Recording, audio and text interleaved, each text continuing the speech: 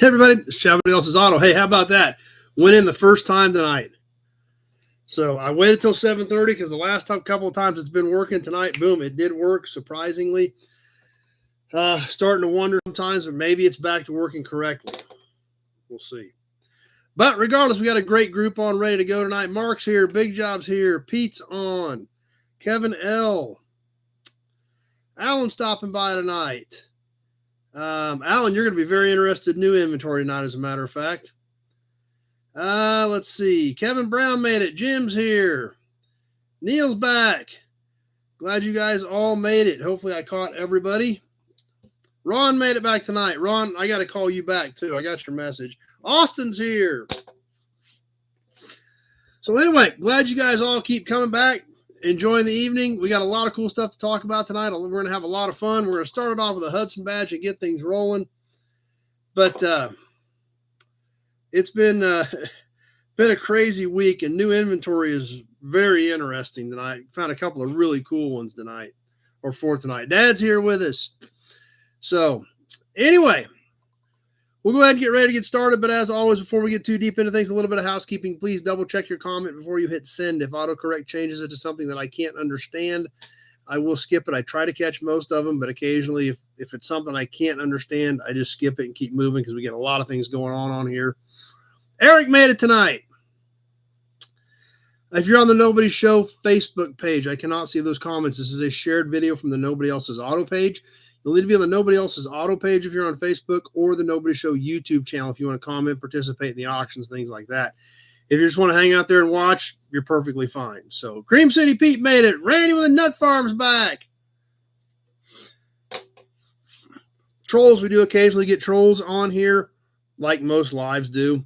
We've taken some steps to kind of keep that under control, but occasionally when one of them does sneak in, I'm going to ignore them. You guys doing a great job and make sure they know that they are not welcome. Ads, we are dealing with ads. It's YouTube's baby. It's their system. They're going to show you ads, so we just got to kind of work around that. And as always, super chats are always super awesome, and we do have the supercharged super chat badge warmed up and ready to go for any super chats tonight. Let's see. John from San Antonio made it. Tim B's. Perfect, Tim. I'll make sure we get you in. Buick Man here tonight. So anyway, glad you guys are all here and ready to go. Like I said, there's been a lot of stuff happening vehicle-wise today. Sounds good, Pete. I didn't print any PayPals today, so I'll catch those tomorrow morning, probably when I print the other ones. So anyway, obviously the big thing I'm working on right now that we've been talking about. Ralph's here. F&D Collector Auto Auction coming up in 2 weeks, just not 2 weeks from yesterday, actually. So that busy time of the year for me. This week, we'll probably have several more vehicles to list, and then next week, it's all hands on deck, getting set up, checking cars in, things like that. So I think I did, John. I don't think I got it shipped, but I think I got it. I got stuff shipped like Monday or Tuesday, except for the guys that just have like one little thing.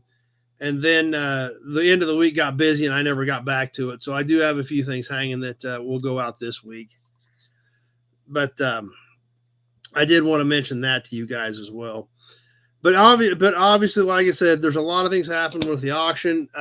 Sounds like quite a few of you guys are going to make it, which is going to be awesome. I know Pete's going to try to come. Austin, Rico, Jess. Kevin L's talking about coming up. John Sanderson's going to be here. I know I'm missing a few of you, but it sounds like it's going to be a good group. So I got it yesterday, Mark.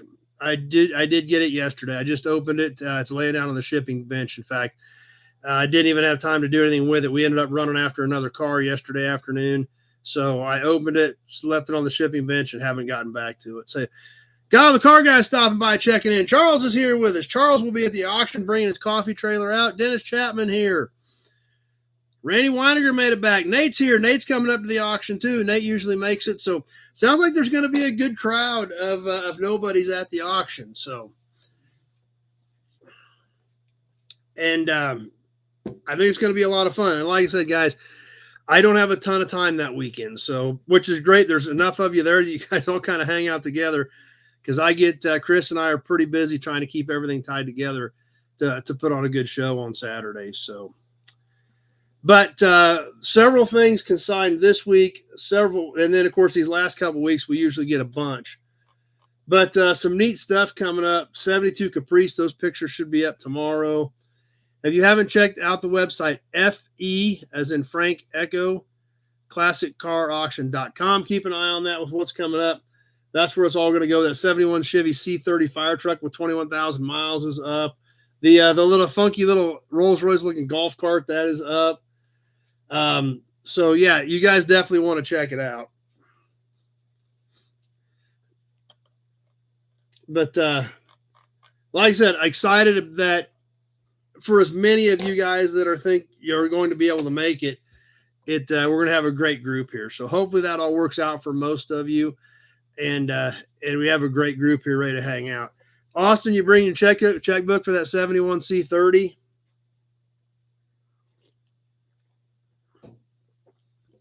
We can put it down there in the fenced lot for a while if we needed to till you come pick it up. So, but it's like I said, it's coming together. It's just going to get busy. We listed a bunch of beer signs today that will be going in the memorabilia stuff.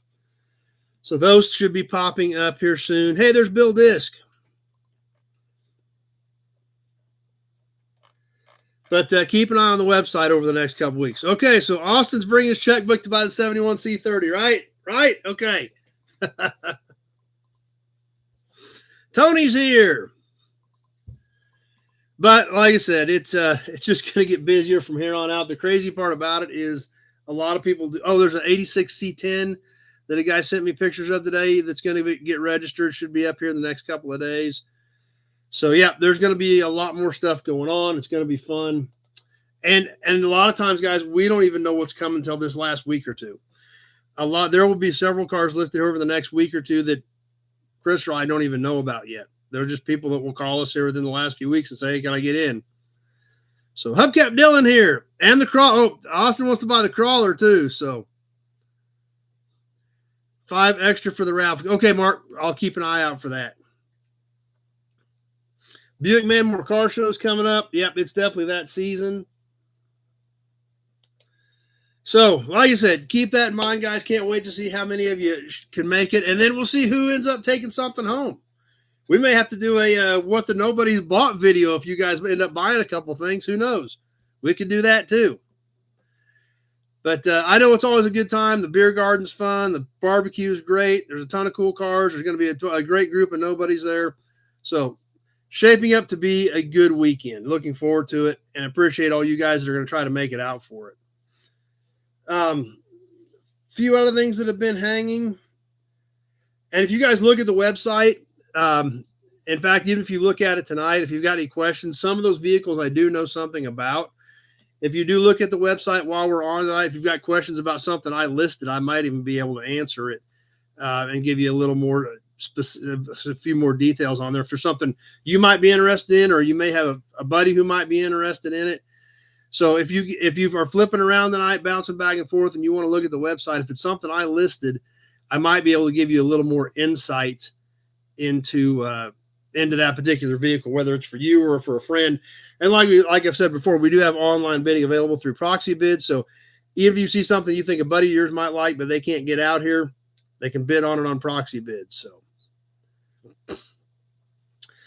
something else that we've touched on a little bit, I haven't talked about it a lot. Maybe you guys know a little bit more about it than me. YouTube now has a thing where you can hype videos to help promote that video so your friends can see it. So if you guys see that, you'll always appreciate when you guys can help out and push a video along. And that's what that hype is supposed to be for. I haven't studied it much yet, but it's something I've been meaning to touch base with on a little bit. And like I said, maybe some of you guys have done it. Maybe you've hit the hype button on some videos you've watched. Hopefully you're doing it on some of mine. But like I said, supposedly it's to help move the channel along and move those videos along. But if your viewers like them enough that they're hyping it, then that YouTube recognizes that as something to push a little harder. So, Hey, Big Rig Brett here. And the like as well, too. Thank you. Appreciate that, Buick, man.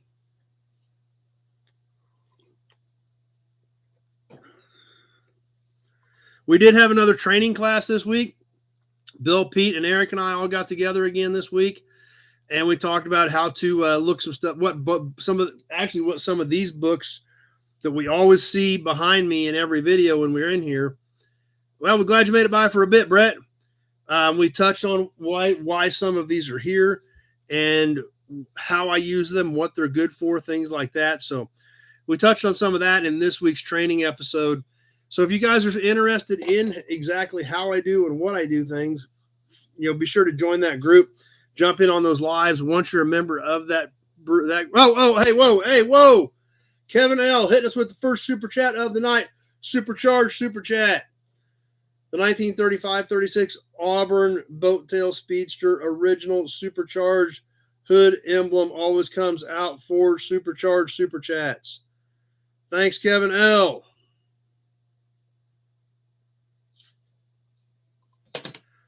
So if you're always kind of curious as to why these books are here, we actually touched on some of that in the training video. So if you guys want to jump into that group, holler at me. Go ahead and bump up your membership to the Premier group. Start hanging out with us on some of the stuff if you're curious about how I do what I do. Hey, there's Andy, the Rusty Okie, stopping by. So it's coming together nicely. We're getting a lot of good feedback. I'm getting a lot of good feedback from those guys. They're telling me they're learning stuff, which is good. Billy Bowman here tonight. So, so far we've got a great group and it's been a lot of fun. A few more guys in there we can handle. I don't think we could handle 50 people in there, but we could get a few more people in there. And I think that would even help even a little bit more. But we talk about a lot of things, not just about what I do. We talk a lot about what you guys are finding, whether it's worth messing with, whether there's a possibility of making a buck on it, things like that. So we talk about a lot of that in that group as well. So that's another thing that makes it interesting. I got to kick my air on. I think I turned it on before I kicked off tonight. Mike from Texas here.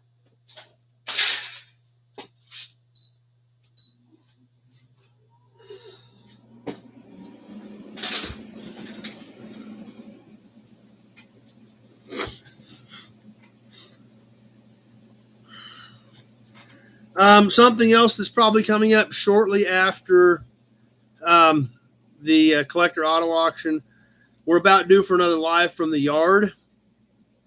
So keep that in mind. Some weekend when we get a break, we'll jump on and do a live from the yard. So we'll keep that in the back of our head. It'll probably be sometime after the auction, so first part of October. But I did think about that today. And I went back and looked, and the 4th of July was the last time we did a live from the yard. So probably need to get another one of those penciled in as well. So you guys can get a quick glimpse at what's been changing out there. I haven't had time to move stuff around much, but we've had a lot of stuff hitting the ground.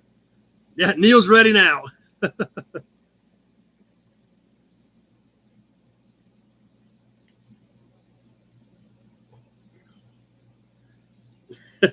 Everybody's getting excited for the yard walk. So, and they're a lot of fun. So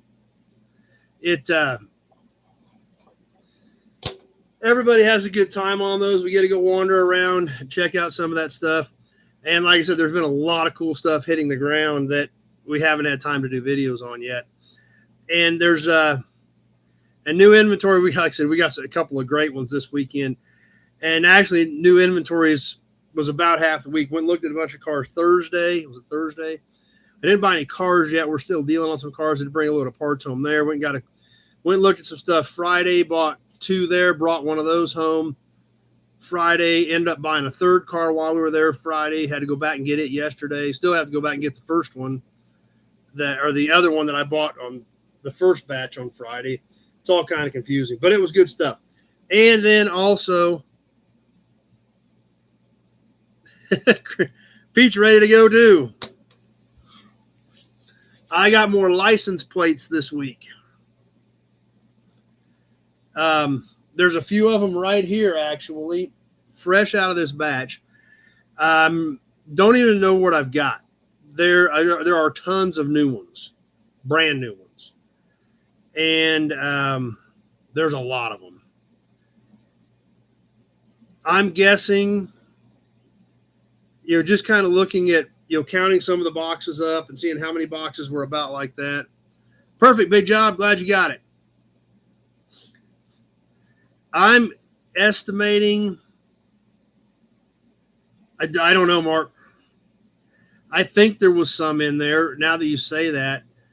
I got done unloading these about 6 o'clock last night. That's how long they've been here. They've been here for almost 20. They've been here for 26 hours. That's how long they've physically been here. But I do think there are some 56s in there, Mark. For some reason, I think I remember seeing a few of them.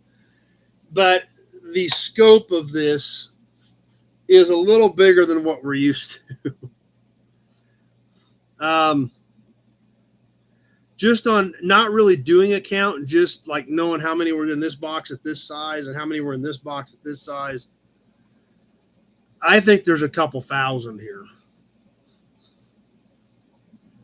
So, like I said, I grabbed a few things off the top that looked kind of cool to start with tonight. But, man, I don't even know what we're getting into. I know there's going to be some cool stuff in there. But like I said, I've got, in fact, some of these, I don't even know what they are. I grabbed 4 or 5 off the top for tonight's auctions. If you guys are excited about it, I know I'm excited. I'm going to give you an Auburn badge. I'm excited about it. I'm going to give you a Hudson badge.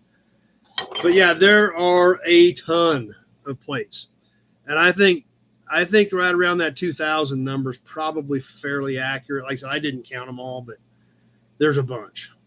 And I just the stuff I grabbed off the top for tonight is really cool. Glad you enjoyed it, Mark. Speaking of those drive-in speakers, by the way, I need to go back through my list. If you spoke for some of those and you haven't paid for them yet, let me know if you still want them, because I need to go back through that. I had Balin Wire down. I haven't got your check for him. Steve will pick his up. Randy, Pete, Kevin, those are all paid for. So, Steve Reed here. So, yeah, I think I've got one more set. If somebody wants a set of drive-in speakers, I'm going to double check that against my list, but I think I've got one set left. So keep that in mind, guys, if that's something you're interested in. But I'll try to remember to go back through those and then show you what I've got left maybe next week. So.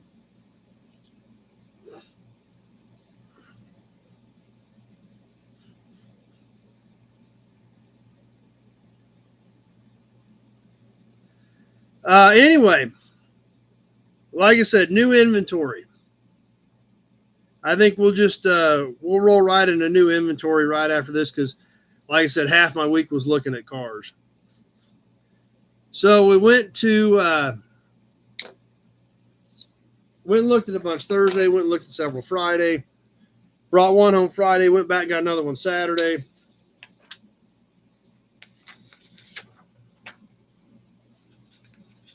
But this one is pretty interesting, to say the least. Something for our Mopar fans.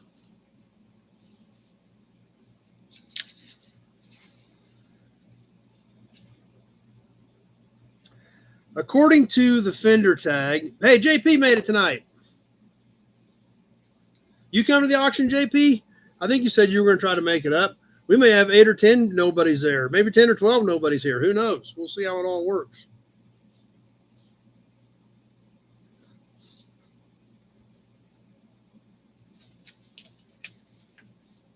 So anyway, back to new inventory. The fender tag reads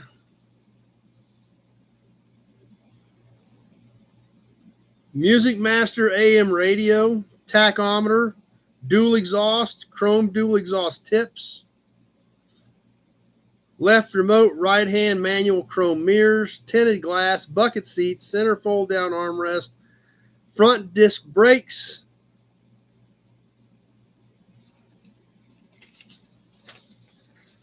black bumblebee stripe, longitudinal stripes, and a 400 4-barrel high performance. Awesome. JP's planning on making it too. Hey, there's Glenn. Glenn's going to try to make it up for the auction too.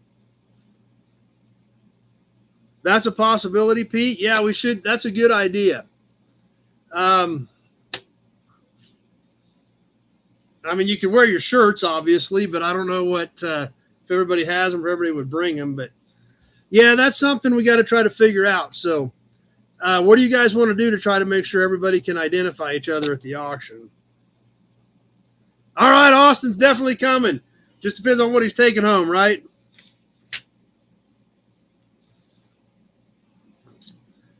So anyway,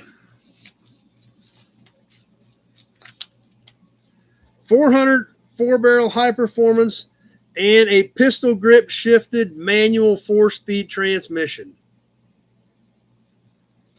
on a 1973 Roadrunner that, believe it or not, Dirty's wearing a shirt now. Hey, there you go.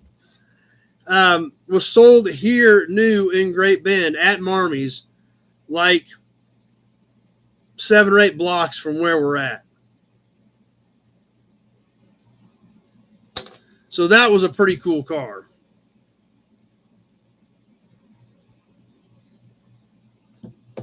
Yep, that's right. Beep, beep. Found it on an old farmstead out west. It was so buried in the weeds that even when you pulled into the farmyard, you couldn't see it. Another guy that I know, he found it, and but he didn't have a dealer's license, so he doesn't want to mess with the paperwork. So he called me, and he sold it. I bought it from him. But yeah, it was pretty cool pulling that thing out of the weeds. We got, of course, I shot video. I got a lot of pictures of it as I found it buried in the weeds. So it's a really neat car. It's complete. But I haven't checked the motor to see if it's still got a 400 in it. I haven't checked anything. The rust is not bad.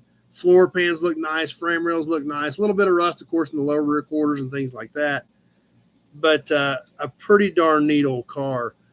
It was kind of a dark metallic gray. What? Can I help you? Can I help you? You can't get around the pile, can you? Yeah, somebody's upset she can't get around the auction pile.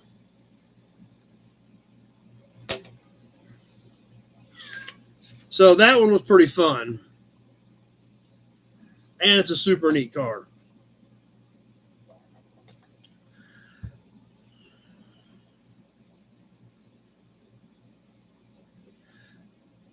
Then while we were out in that neck of the woods, we ended up buying another car from another guy that we had to go back and get yesterday.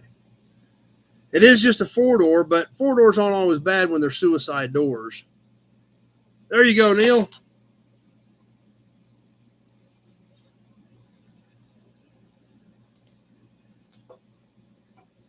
There you go, Mark.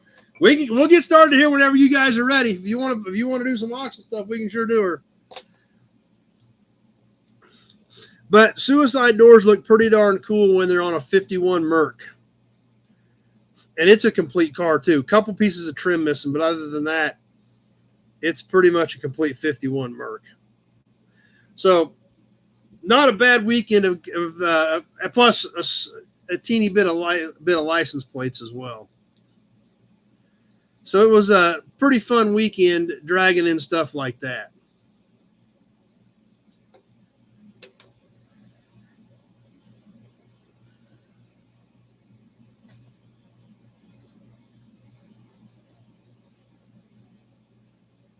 But anyway, when I'm going to show you this because this is what you could see of the Roadrunner.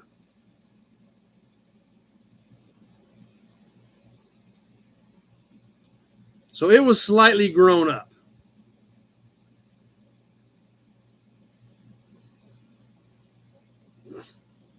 But made for some good videos, so.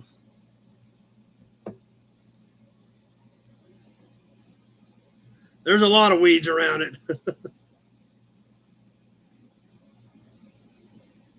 But fortunately, it did actually suck right back right up out of the hole. We got We got fairly close with the trailer, so it wasn't too bad. We were probably, well, I was probably 10 or 12 feet away from the front of it, so we had to kind of suck it and steer it a little bit, but it did roll out of there, so.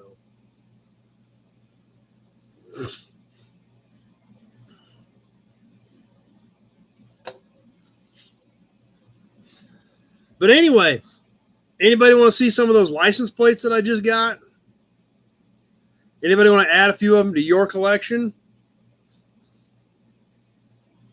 So we should probably thin some of this stuff down. But what's going on the No Buddies page? Let's check that out real quick.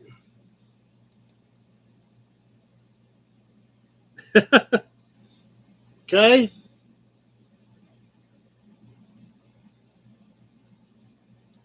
Let's look at Nobody's real quick, and then we're going to fire it up. We'll do a bit. We'll do a batch. They're both could be builders. Big job. Absolutely.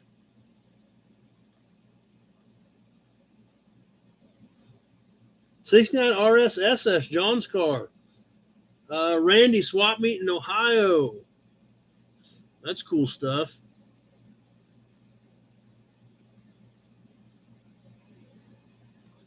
And you got the old 56 on there again. Pete, another car show, the Twisted Piston Cruise. Pete got some more cans. I love the Sears and the Kmart cans, stuff like that. I always thought those were cool.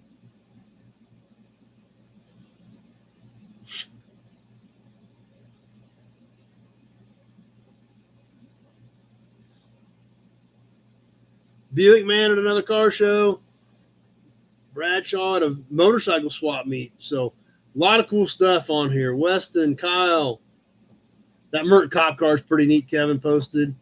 So yeah. Collectible picks for the auctions. Like tonight, I don't think I've got any pictures tonight or for the collector car auction.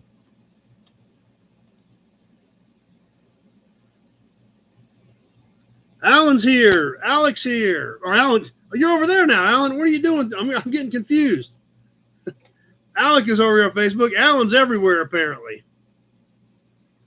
Now, as of right now, no, there's no pictures for memorabilia, Eric. We got those beer signs listed, and then we've got some other neons that we usually get for the auction. But as of right now, but I don't really know. Memorabilia usually comes in really late. I mean, we've had guys literally show up on Wednesday or Thursday before the auction with a truckload of it. So, oh, okay, Alan, that makes sense. You kind of messed me up there for a second. I was like,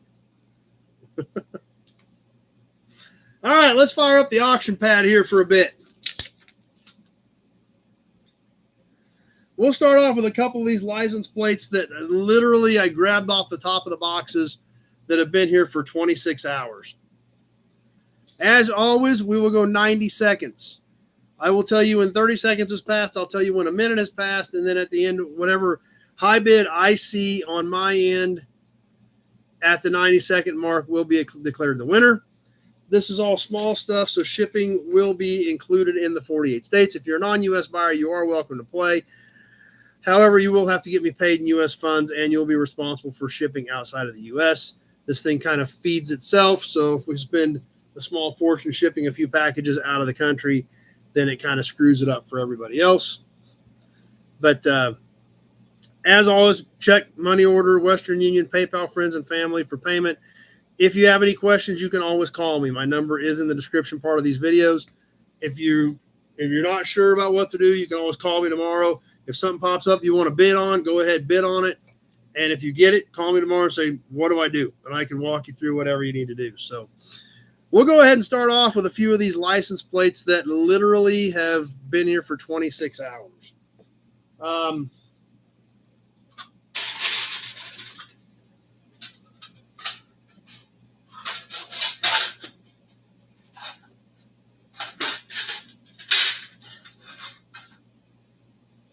I had a little one I was going to share with you guys too.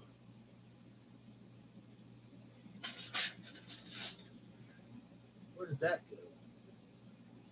Holy cow, there's already stuff in here getting lost.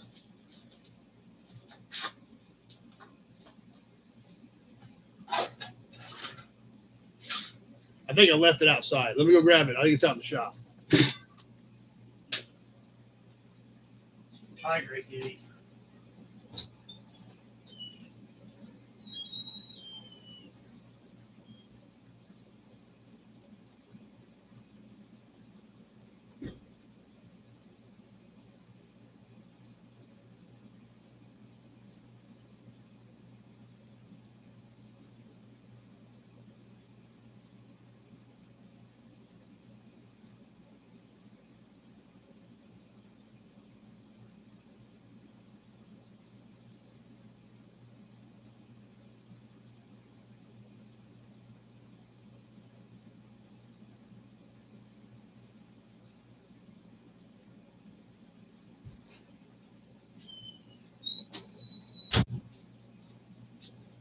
Guess we'll sell that one next week. I don't know where it ended up at.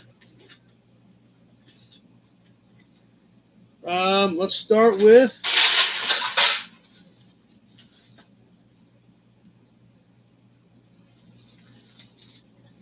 we'll just start with this.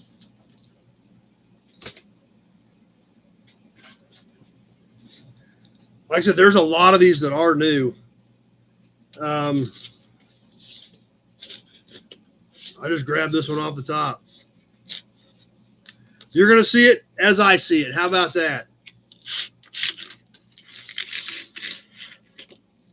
There it is. What is it? Stafford 1708, 1971.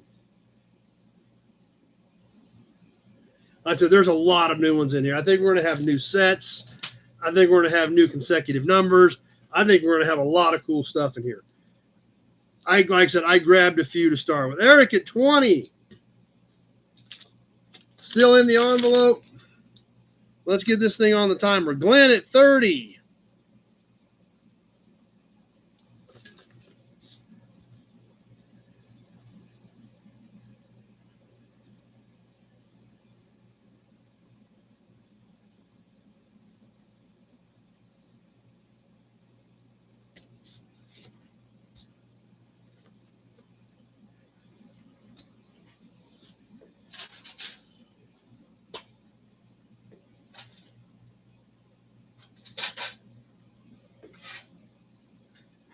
Thirty seconds gone.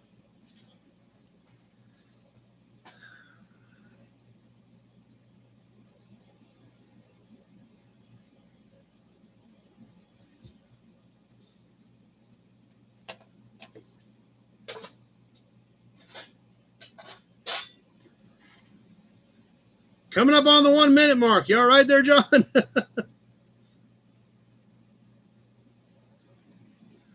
60 seconds gone. It does. It's never been out of the envelope. Literally, we just opened it for the first time since 1971.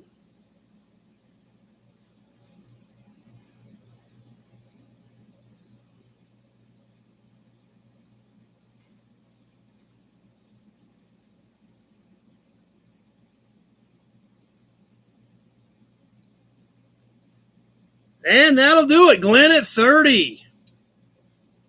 Mark that one to Glenn. Add that to his box. And let's put it back away for him.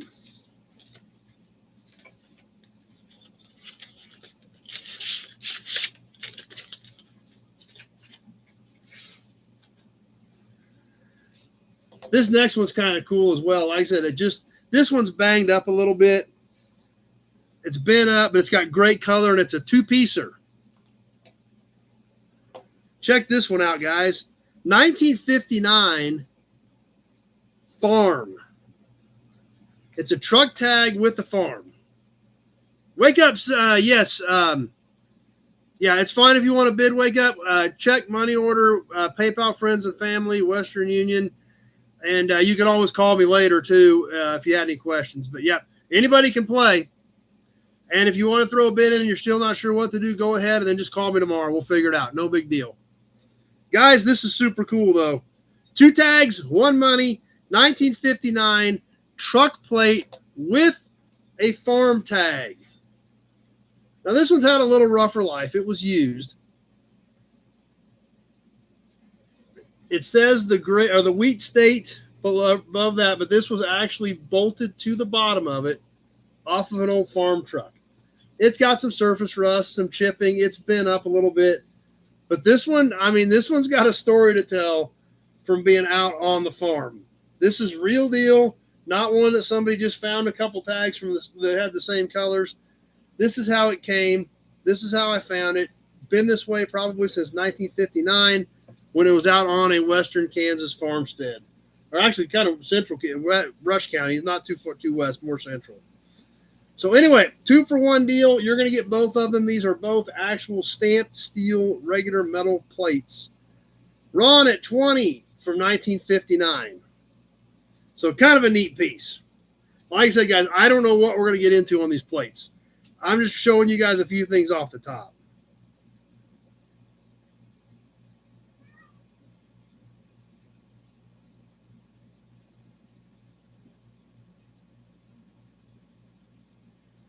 Mark, 25.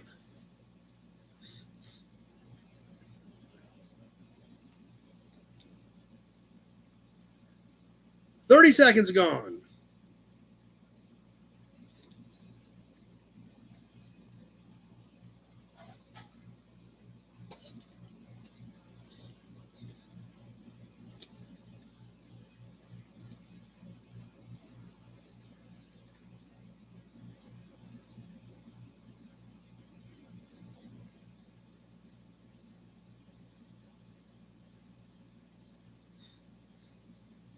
$60 seconds gone. 30 seconds left to go. Mark at 25. 2-for-1 deal. I bet this thing's got a lot of stories.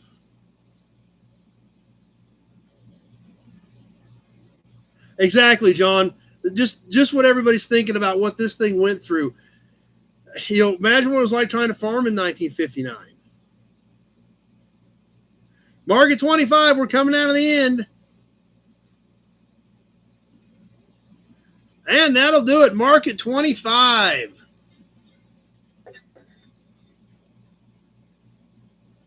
Austin had a 27 and he was too late.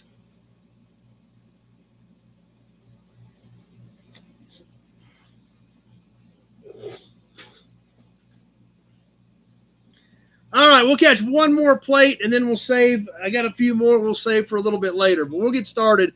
Just showing you the diversity we've got in this batch. This one is really straight, but it does have some fading and it does have some kind of sloppy paint on it. But you can tell it's a pretty straight plate. It's kind of an odd size because it's 15 by 5 3/8, so it's 15 long. And it's 99 years old. 99. Yes, Kansas 26. So we're running the gamut with this collection. This is just stuff I grabbed off the top, guys. I've got a few more we'll get here a little bit later. But 1926. Eric at 25. Alec got a 27 just pop up. Was that on the last plate, Alec, or was that on this one?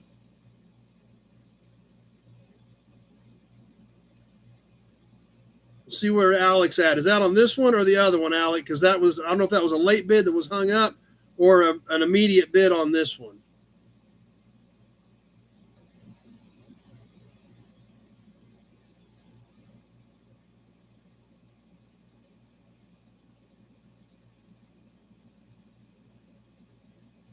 Okay, that was on the last one, so that just kept popped up late. Okay.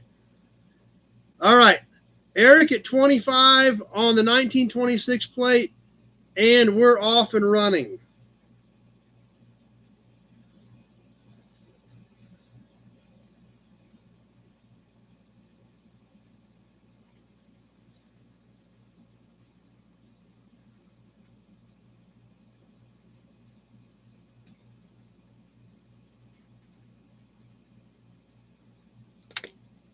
And we'll squeeze in something else here yet, too.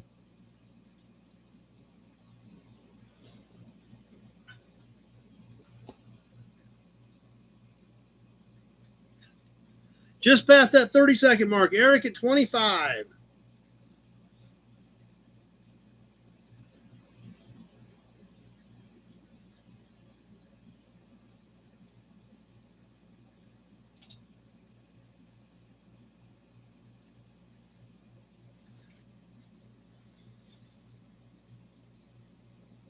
1 minute gone. 30 seconds left. Eric at 25.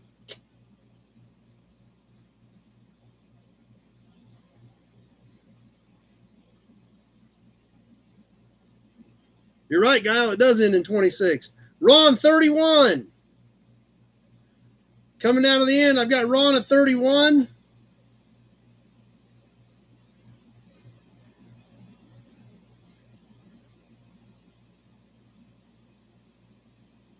And that does it, Ron, at 31.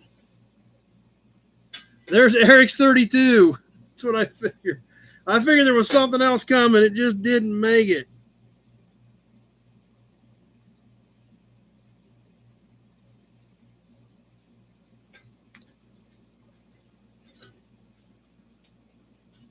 Okay, we'll catch a couple of other little things here, and then we'll keep moving. But we do have a few more plates out of this batch, plus other cool stuff to do tonight. So let's catch a oiler and a grease cap, and then we'll get back to our regularly scheduled programming. About a 10-second delay on Eric's end, so keep that in mind, guys. These are cool.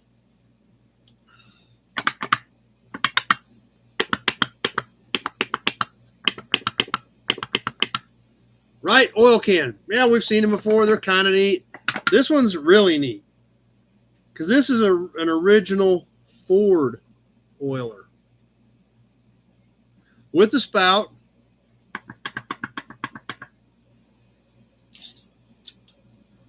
This is almost 3.5. John, 10. Scott's here on Facebook. Hope everything's going good there, Scott. Hopefully that's not a big deal. And a little over 5 inches tall. Mark, 12. Kevin, okay. Holy cow. Eric at 25 is my high bidder. I've got Alan over here. I've got Mark, Kevin, John. I've got Eric at 25 on the Ford Oiler as of right now. I'm hitting the timer. Here we go. Eric at 25 is my high bidder.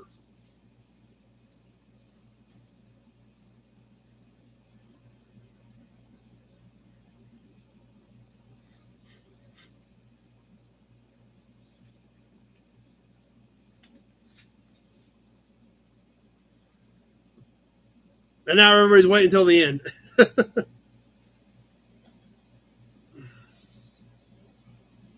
Not in bad shape, some typical dings and dents. There's that 30-second mark.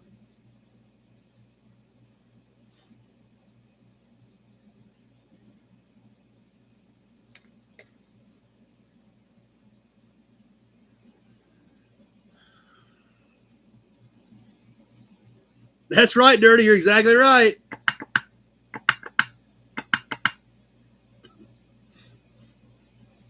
Pete, 26.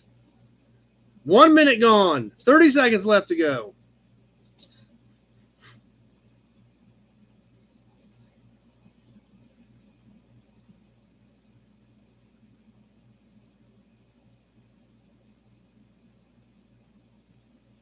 Eric, 35. Andy, 36, the Rusty Okie. Big Job, 39. And that does it. Big Job's 39 got it done. Eric came back with a 41, and it was too late. Big Job got that in with about 4 seconds left. Eric took a shot with a 38. It wasn't enough, and then the 41 was too late. So Big Job at 39.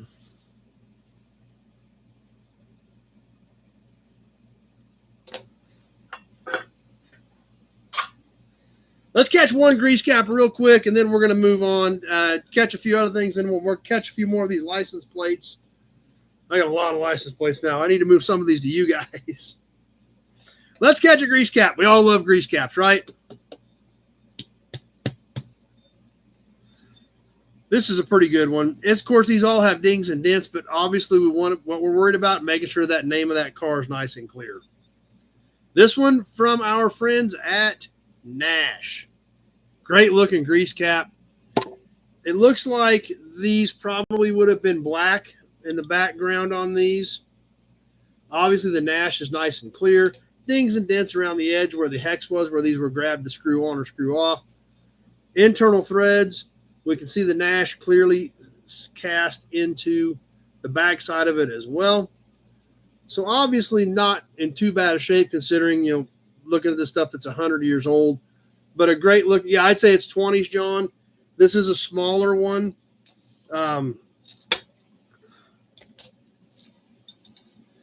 3 inches across the hex and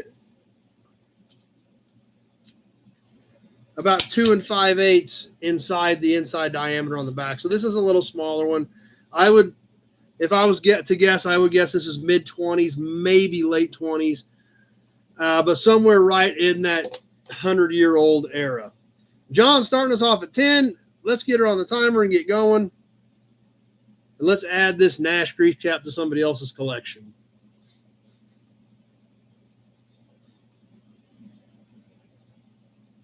Ron, 25.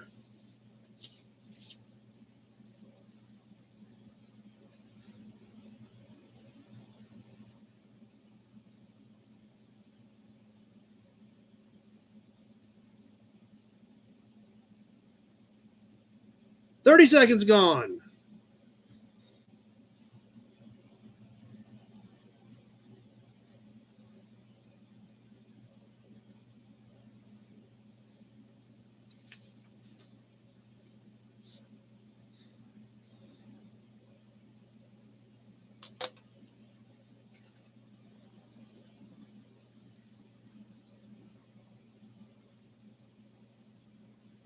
And there's the 1 minute mark.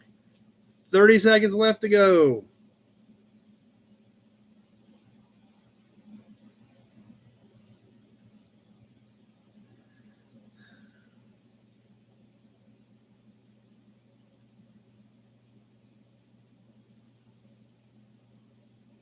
Eric, 55, coming in with a knockout punch.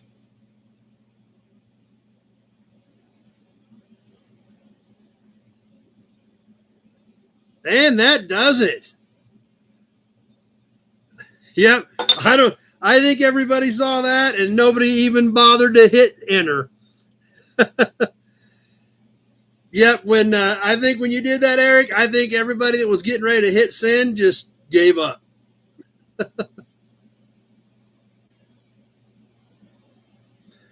And that happens. Yeah, Nut Farm said he was about ready to go. Yeah, that's Eric just went in for the knockout punch and nobody even bothered to mess with him.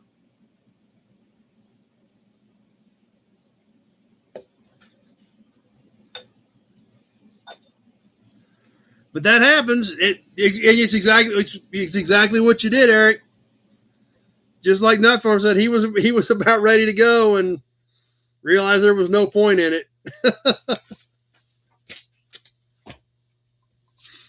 So you did that very effectively, Eric. Hudson badge for the sniper knockout.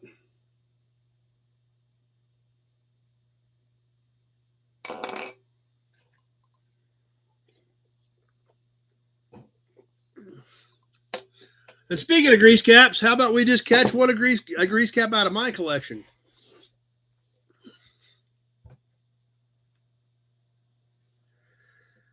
This is a little bit different. We've looked at tons of aluminum grease caps. We've sold tons of aluminum. We all are, Eric. I don't know what it is with these dumb little things, but we all love them.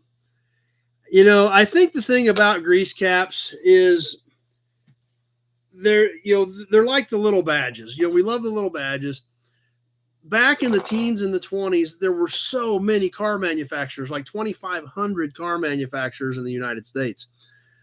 And, the grease caps, are just such a cool collectible thing. They're easy to display. They're neat. And, a lot of people haven't even heard of a lot of these cars. So they're just a great piece that are easy to collect, easy to display.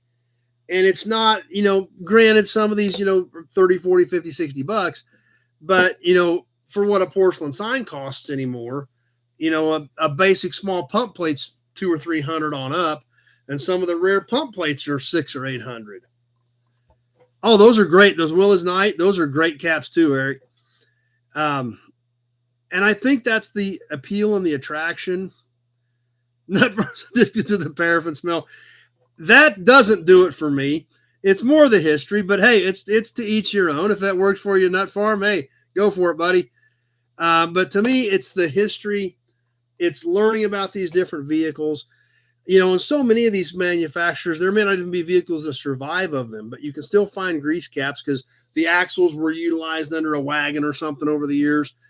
And sometimes that stuff pops up. So for me, that's what's so appealing about grease caps is all these different cars, all these different stories, and all the different history. That's right, John. And, you know, grease caps, when you're gearheads like us, grease caps are so great at having a tangible piece of that history. And, you know, you put them in your man cave and people think they're cool and they don't even know what they are. They're asking about them and they're great conversation pieces, great conversation starters. And that's why I like them. And I think that's why you guys like them. And that leads me into a different one. Obviously, we've looked at a lot of grease caps on here. Almost every single one of them is aluminum. We've seen a few brass ones, things like that. But basically, they're all aluminum. And that's right, John. It was all before any of our times. So these are little pieces of history that are easy to display and easy to talk about. And you can hold it in your hand and check it out, and it's cool. Which leads us into an ice grease cap, which is a little bit different.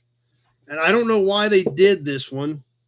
I guess you could use it as an ashtray. Yeah, I mean, that's one way to do it.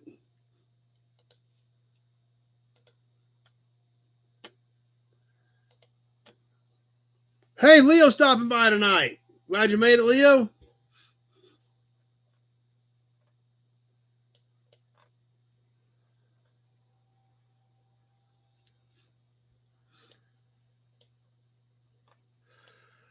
Excuse me.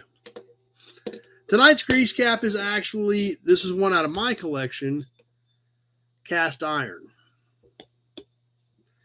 From Ransom Eli Oldsmobile. This thing's kind of a beast. It's heavy. This is actually cast iron. It's like a big pipe cap. You could probably use it for a pipe cap, actually. But since this is cast iron, we don't see the dings, dents, scuffs, scratches, and scrapes that we see on the aluminum ones for sure. The Rio is nice and very clear on this one. We look at the back side of this, it literally looks like a pipe cap.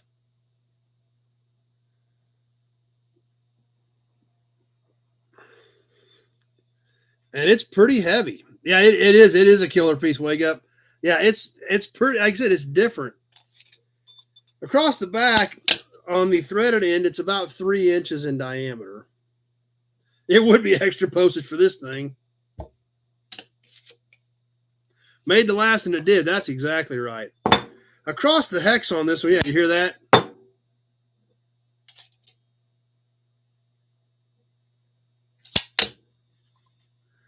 We're about 2 5/8 across the hex on this one to give you an idea on size. Now, this is the only one I've got. This one's out of one of my boxes. Oh, check it out. Check it out. Supercharged Super Chat in honor of the grease caps from Randy with the Nut Farm. Supercharged Super Chat for the grease caps.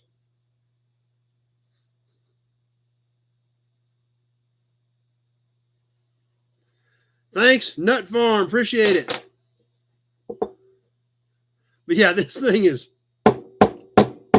it's a horse. So this one is out of my collection. It's going to go back in my box, but it was pretty neat and definitely worth sharing. Yeah, do you approve, Knucklehead? I don't know where she went. But a pretty cool piece from Ransom Eli Olds. Yeah, exactly, John. Were you good? Were you down with a super chat or what, dummy? Oh, she's going back out now. So pretty cool grease cap tonight. You guys are trying to buy it. Eric, Nut Farm, everybody's going at it, but only one I got, so it's going back in my box of grease caps. But I'm glad you guys did enjoy it. There goes the fireworks. Only one I got, guys. I'm going to put it back away for you guys. Holy cow. I'm dropping it on my hand. Watch the camera. It's shaking. That's everything.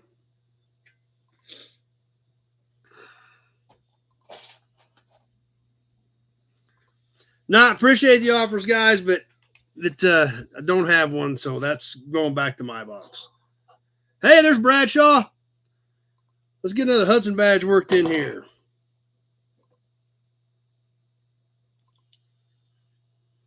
How about a regular badge? We all like checking out emblems, right? We got a cool one tonight.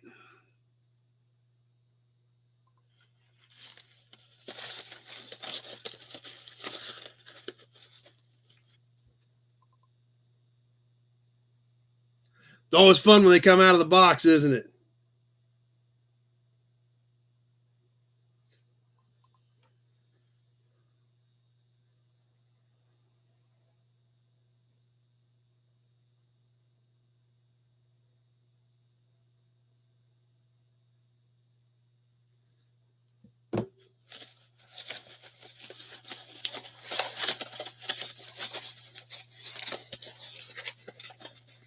Hey, Sebastian's back. Glad you made it back for a while. The original GM nuts.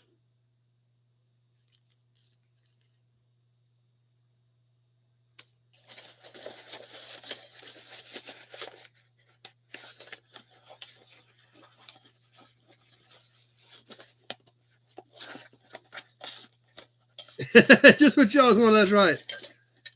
The original mounting bracket.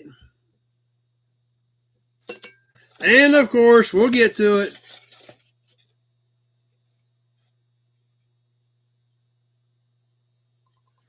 The 1970 Chevy Chevelle center grill ornament for like a Malibu. You know, obviously the SS is said SS on the grill. That's right. Got the suspense going. Check that thing out. Might need some sunglasses for that. Obviously, this has pretty long studs since this went through the plastic grill. And then, of course, the bracket would have gone on the back of it. Whoa, look at those hearts. Holy cow. And then, of course, you had your GM nuts to screw it to the back of the grill. And that's where it went. This actually is a fairly ornamental one. It's not just a basic bow tie. If we look at it close, we can see this outside perimeter is actually sunk in and trimmed in black. This here in the front, oh, actually, I thought that was ribbed. That's actually a plastic insert. This actually has a plastic insert in here. I guess we can see that on the back. Obviously, beautiful chrome, beautiful plastic, still in the GM box. This badge is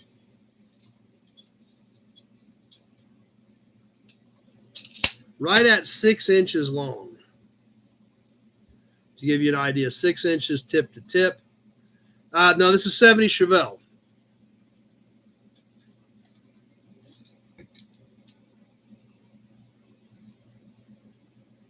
And it's about 1 3/8 inches tall on the high part. Now we can see up top here, it's fairly wide where you would see from the top, but on the bottom part, they didn't put near as much meat to it because you kind of have to stand on your head to see it anyway. So they made the top part nice, flat, smooth, and bright, but the bottom side where it's just going to be, you can't see it unless you stood on your head under the grill, they didn't put as much material on that. So there it is. Pretty nice piece for tonight. The 1970 Chevelle front grill ornament. That's right. Saving a few pennies just doing that probably.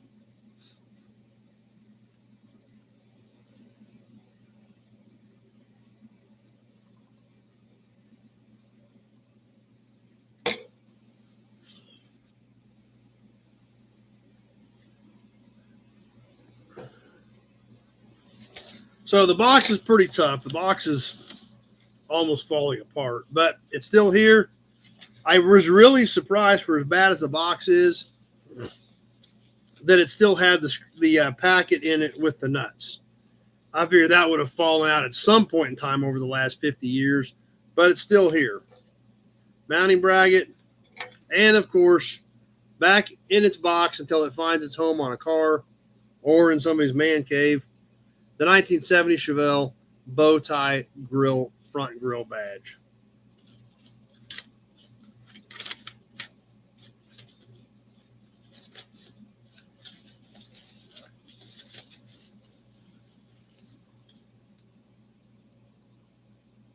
Big John wants to sell it. Well, it's a Chevy part, Big John. Why would you be worried about selling a Chevy part?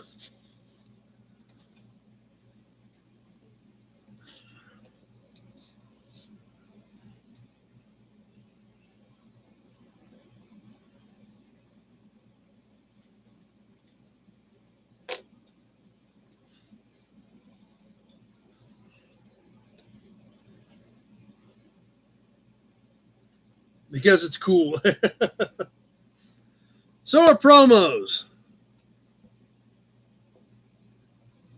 Promo, can, brochure, story time. Lots of cool stuff to go yet tonight. Are you ready for the promo?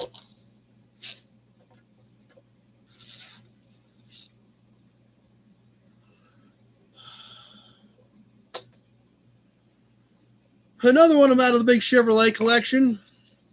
Definitely not one you see very often. Wrapped up in plastic here yet.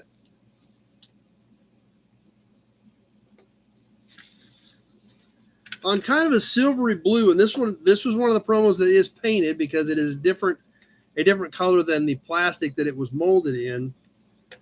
On the 1965 Chevy Corsa convertible. These are promos you don't see very often.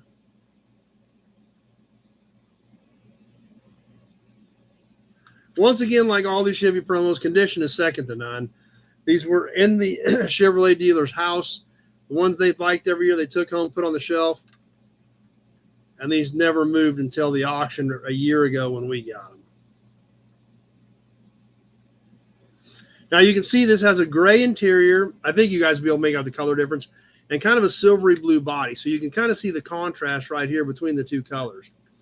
So the body was painted. And there's a couple of different colors that are similar to this. I couldn't figure out for sure which one it was. The bottom of this one, also that gray plastic, just like the interior. So I'm assuming if we took this apart, the bottom side of this body would be this light gray. I don't know if we can see up underneath it or not. I'm sure you won't be able to. But yeah, it does look like, yep. When I look up underneath in here, and I doubt you guys will be able to see this at all. Yeah, you can't see. When I look up underneath here, you can see this was all molded in this gray color, and then the bodies were painted to match a factory color that was available that year on the 65 Corvair. But as always, like all these original tires, original wheels, sun visors are not broken off, windshield frame's not broken, bumper corners are not chipped off. All the stuff that any promo that gets played with at all show signs of wear on. None of these have that because they've never been off the shelf in that collection until they went to the auction a year ago. So something a little bit different, you know, kind of a different promo with a Corsa convertible.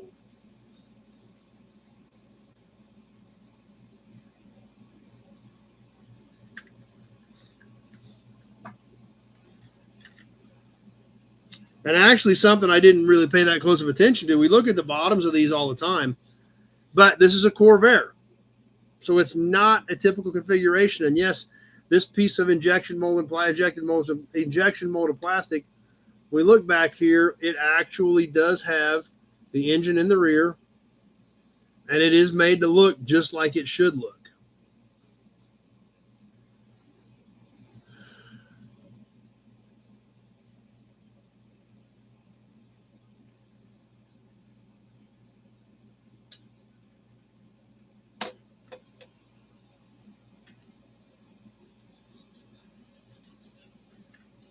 So something a little bit different for the promo tonight.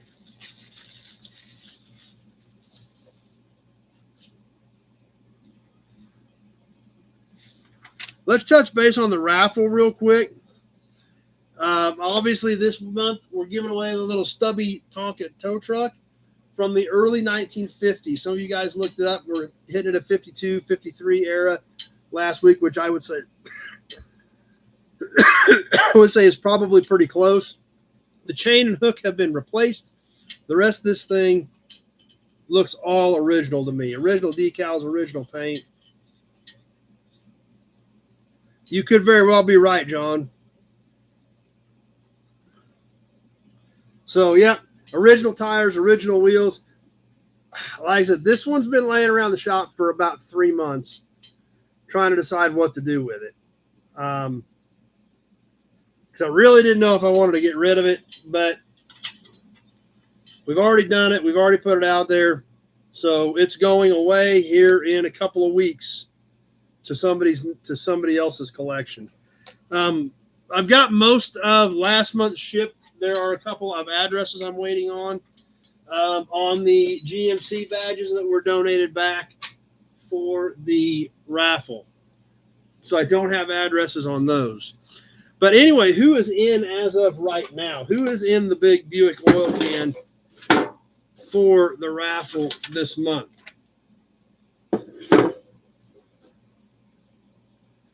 No, John, the raffle is completely separate. Every $1 you send, you go in here one time. So if you send $5, you're in here 5 times, $10, 10 times, things like that. So that's how the raffle works. If you send another $5, just put a note in their raffle, and then it goes into this can and into the packets that I'm going to go through right now of everybody that is in so far in this month. We're getting a few names in there. You can probably see some of your own names in there ready to go. So we're getting a few in there this month, getting a good start. Whose names are in there as of right now? Sounds good, Sebastian. Kevin Brown, Dennis Chapman, Tony Napoli, Big Job, Eric Roseberry, Ron Levesque, Dirty, and Man from the Farm. PayPal, it's in the description part of the video. If you don't get it, wake up. But it's pretty simple. Nobody else's auto at gmail.com. Just nobody else's auto, no spaces, no capital letters, no punctuation, just nobody else's auto at gmail.com. And if it is raffle, you'll put a note in there that says raffle.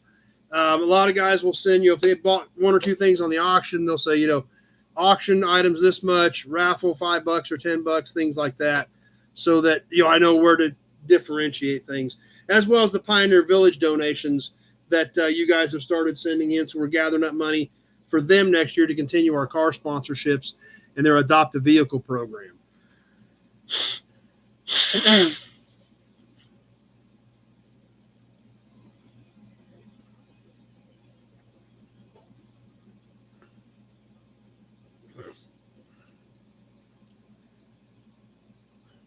So, giving it away in a couple weeks. That little truck is cute as a dickens.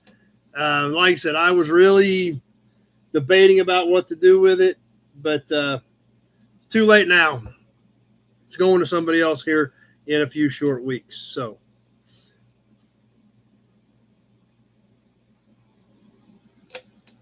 that is a Tonka, actually, Sebastian. That is a real Tonka. How about a can? Some of you guys have gotten your books. Some of them will be going out this week. We're having a blast with this. The American Oil Cans book. There is no way in the world that all the oil cans ever made are in here, but there are 1,100 of them in here. All quarts. And we're going to check out another one tonight. For you guys that do have your books, like I said, I'll get some more of them out this week. And then some of you guys are going to pick yours up here in just a short couple of weeks when you get here for the auction. But if you've got your book, you can turn to page 73.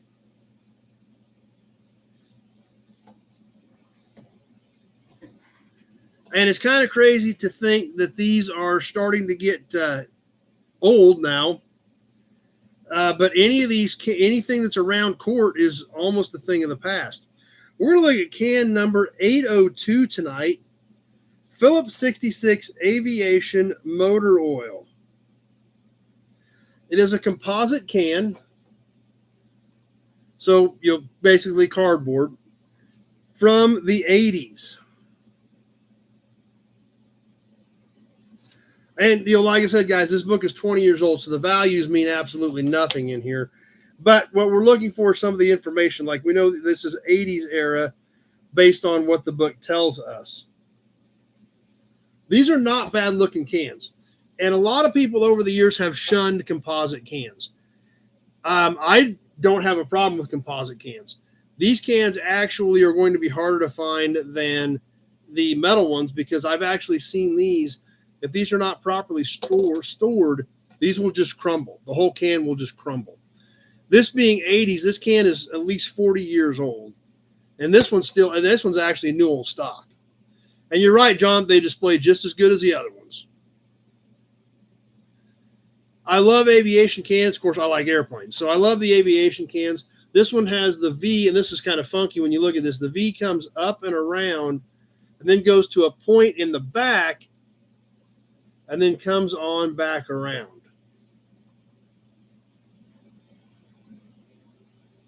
So it's a great looking can. Type A, grade 80, SAE 40. And the bottom still looks new, but it is new. I mean, it's still full. So it's a great looking can. Like I said, I don't have a problem adding these to my collection at all because of they're going to be harder to find. Crazy to think that this is 40 years old. And there's several different variations of it. When we look in the book, this can is 802. So right here. But look at the other variations that are all very similar to it.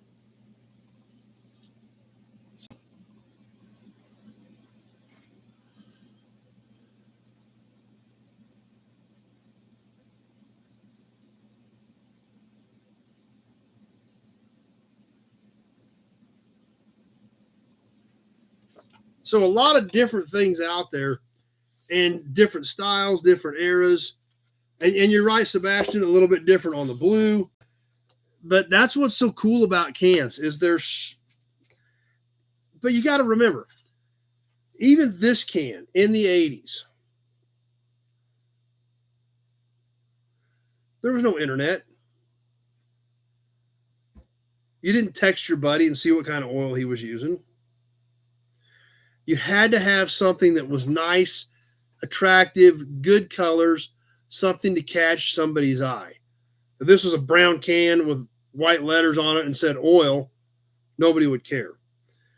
The logo was bright and colorful. This big V that extended all the way to the back and then came on back around. Just good looking cans. And the thing about it that it's 80s, so they had to have attractive cans. And when you look at just this one page, a lot of the stuff in here is 60s to 80s. None of these are really exotic with real fancy artwork. But I can tell you that every one of those cans, just sitting there looking at it, looks clean. So when it was on an oil rack on display back in the 60s, 70s, 80s, these were clean and attractive looking cans, just like you expected the oil to be that you were going to go in it. And a little bit utilitarian. I would agree with that guy, the car guy, but it's still, they were all clean with an understated design, but they were clean looking cans that would make you think, okay, this is a solid company that I'm going to buy oil from.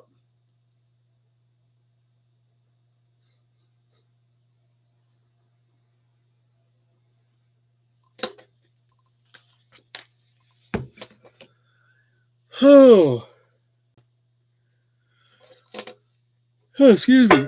So I will get some more of these canned books on the way to you guys that have paid for them. Everything we've got right now is spoken for. If you guys did not get in on the initial order and you still want one, let me know. And we can get another batch coming or whatever we need to do. But so much stuff that is just knockouts in here that We're having a ton of fun with it. We got a lot more stuff to share with you. Sebastian will want one. Okay. Guy wants one. Well, probably, because here now that we're starting to get into it more. In fact, let's just flip through a couple more pages just so you guys can see it. They're 25. There's 1,100 cans in here. They are all quarts with pictures. Talks about the manufacturer or the name of the product, the manufacturer, the colors, the material, the era, and it does give you a price guide, but this price guide's 20 years old. So basically, if it says it's a $10 can in here, it's probably a $35 can now. So if it's a $50 can in here, it's probably a $150 can today. So what we'll probably do is, if you guys want to go ahead and PayPal for it or send a check for it, I will start a new list. And when we get, can get 4 or 5 more of them, I'll get another batch ordered, or I will just have Tom drop ship straight to you from him if it's just 1 or 2. So you guys, that if you didn't get in on the initial order, holler at me, or if you just want to pay for one, I will either, like I said, it probably won't go till after the auction to see if we get enough in where I need to order another batch of them, or whether I just have Tom send you onesies and twosies out from his place. So, but they're 25. They are amazing books, tons of color, tons of graphics, tons of information, and something for everybody in here. We'll show you a few more pages for you guys that haven't seen this yet.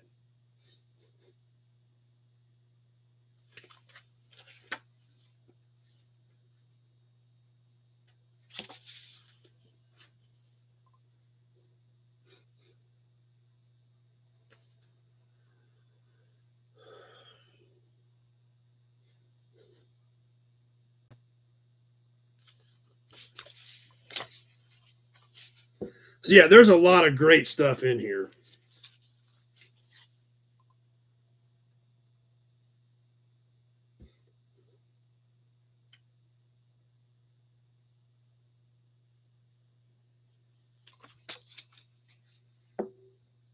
That's right, Sebastian. I've actually had one of these in my pickup for probably 10 years. And we've checked it, and we've checked them off as we've gotten them. I got another copy. That's the one we're using now. So I put mine back in the pickup, so I have it in the pickup with me. Because that's what Addie and I did. We would check them off, and we would go to swap meets and get them. Wow, Randy scanned his into a PDF for swap meet reference. Nice, good idea, Randy.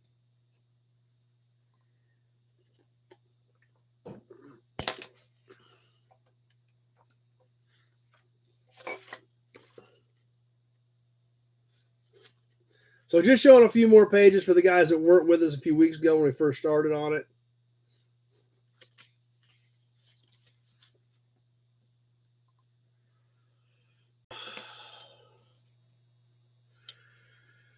Oh, man.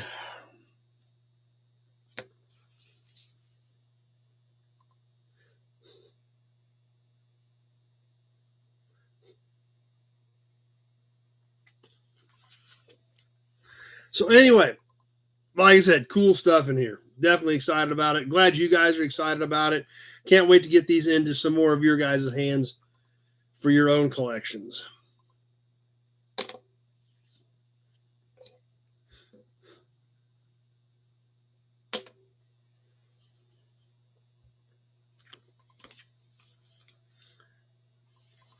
But anyway, anybody interested in this can? Because this is a duplicate. In fact, if we want to sell a can, I'll throw something else in with it. How about that?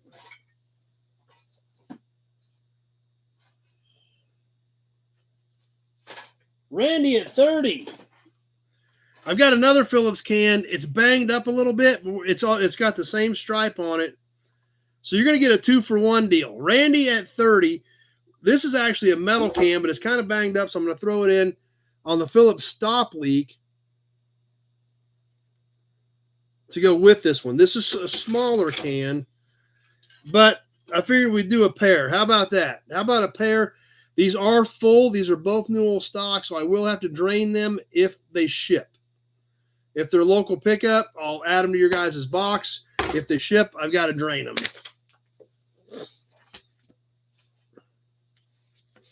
So, we're ready to go. This is a standard quart. I'm going to give you a size on the little bonus can going with this one.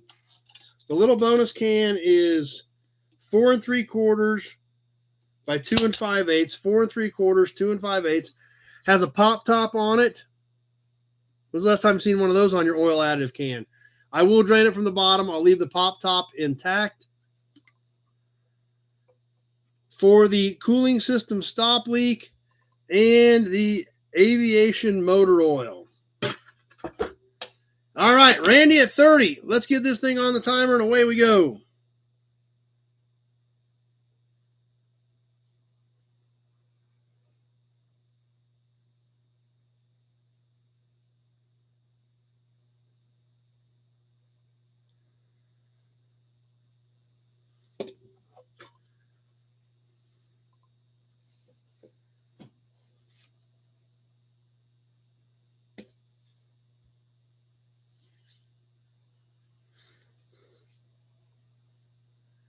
Just past the 30-second mark. Randy at 30.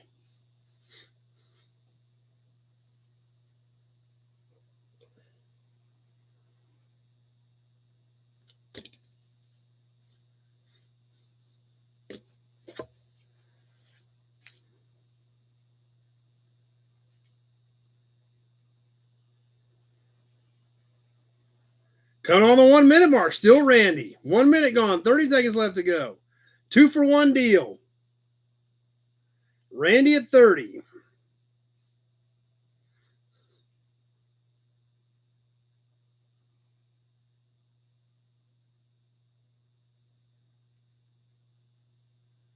Taking away towards the end. Randy at 30. Any snipers out there on this, or did Randy just knock everybody out of the water?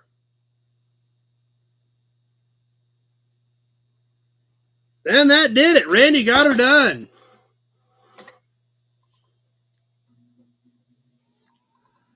Tony had a 33, but it was too late. Ron had a 40. Wow. So there must be a big delay tonight, guys. Randy barely snuck out of here with that one.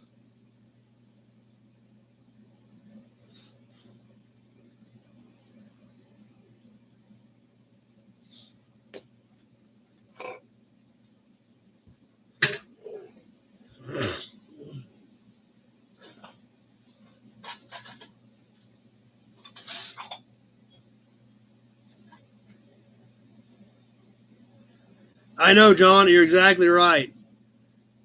Yeah, I figured you were probably getting nervous, Randy. And they were gunning for you. It was just too late. The delay saved you. You want to do another can? You guys are on cans. I got some other cans. Oh, I got an emblem, too. I'm going to sell an emblem.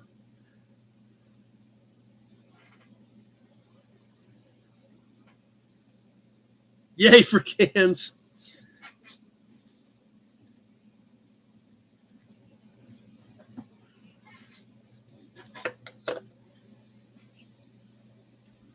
Yay for emblems. Do the can. Okay, well, this one's actually not a quart that's in the oil can book, but it is a great can.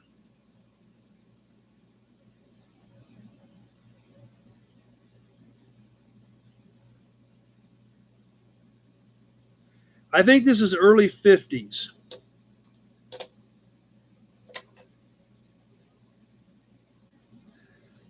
For the GM accessories polishing cloth. Check this one out. For automobiles and furniture, based on the shape of the car, late 40s, early 50s, I'd say. GM accessories. There goes the hearts. It's a good looking piece. On the back, it does have directions on how to use your polishing cloth.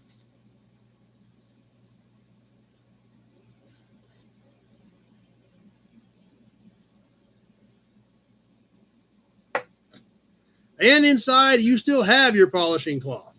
John, starting us off at 10.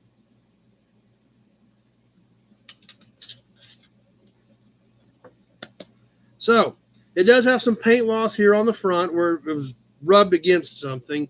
Kevin, 15. John, 20. It is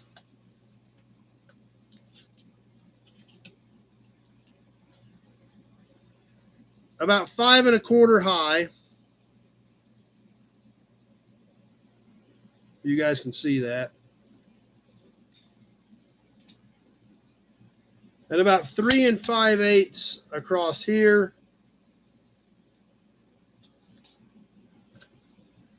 And 1 1/2 inches across the bottom. Austin is over on Facebook now at 22.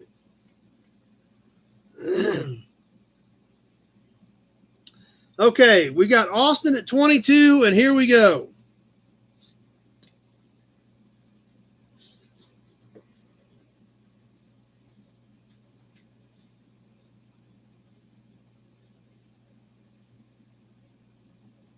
That's right, big job.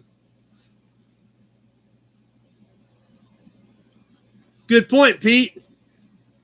I bet some of you guys can still hit a moving target.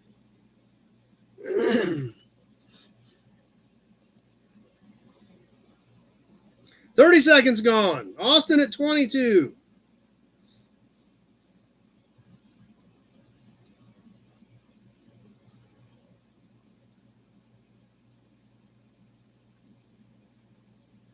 John, 23.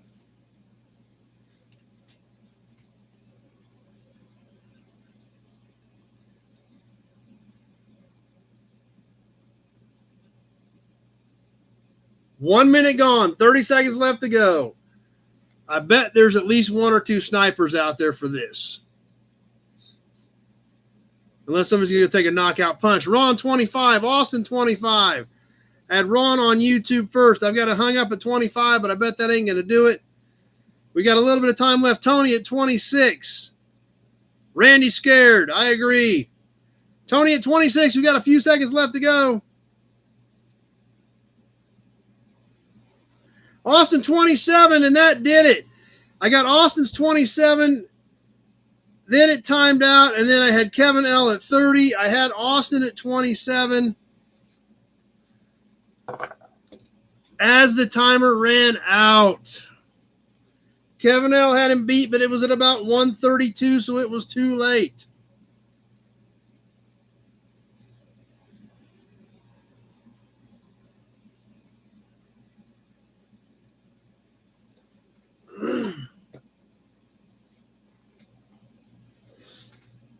Man, that one was tight. I knew that was going to happen. Emblem, guys. Emblem, a couple more of those plates.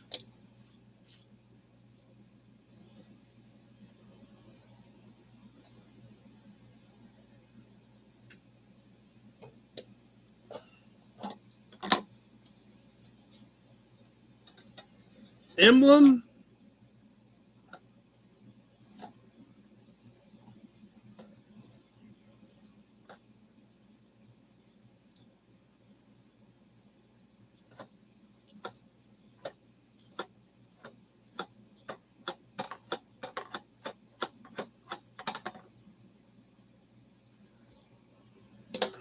This has been laying around here for a while. I haven't been trying to decide what to do with it.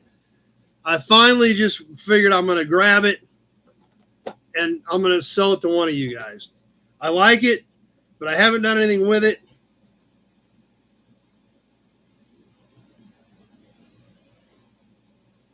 So here we go.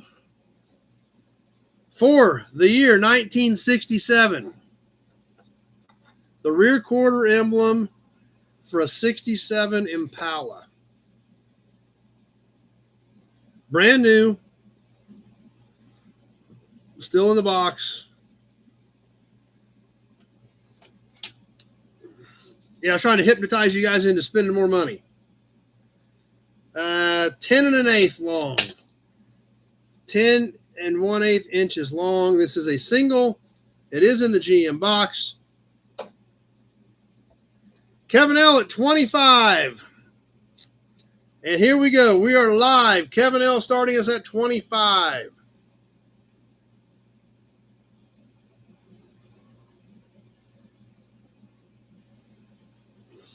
Eric, 30.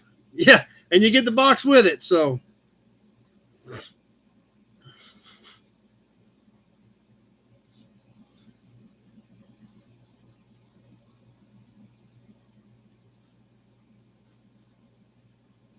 "30 seconds gone."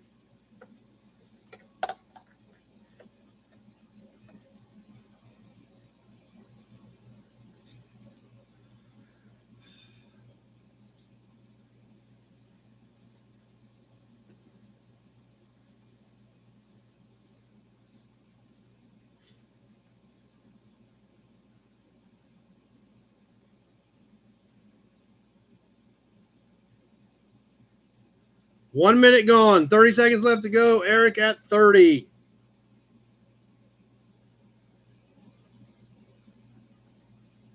"31.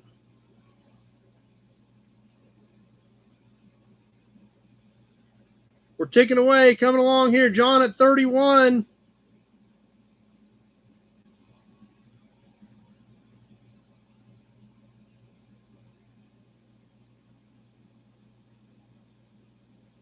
And that did it. John at 31. Got it done.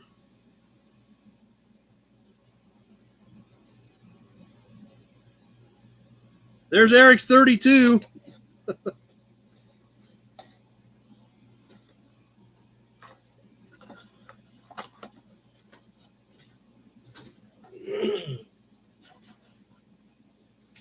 You know what we haven't done tonight at all? As a hubcap. I got hubcaps here. We should probably sell one, shouldn't we? Yeah, that's a great piece. Definitely a great piece.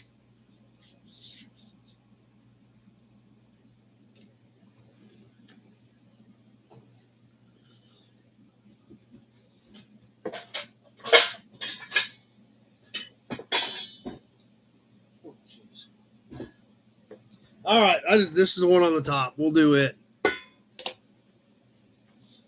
There again, an original, some surface rust, some dents, but nice shiny chrome. This isn't a rare one. Holy cow, what about that? Oh man, guys, I got some. I'm forgetting. I got so much stuff piled in here. There's some amazing stuff here we need to get to.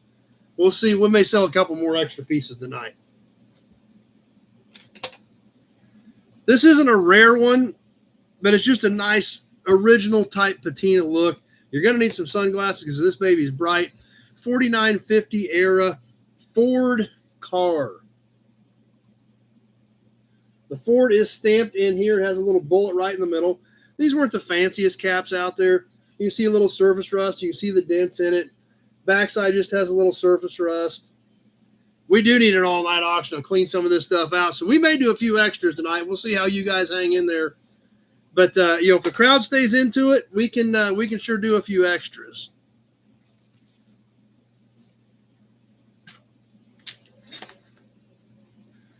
This Ford cap is about 10 3/8. Tim B at 10 on the Ford cap, about just over 10 inches in diameter. Like I said, these aren't rare ones. This just has a good patina type man cave look. So sounds good, Randy. Let's get this one on the timer. Tim, start us off at 10.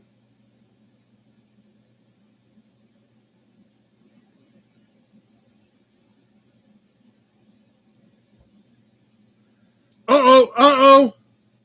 We'll have to catch that after the auction. Guy on the car guy at 15.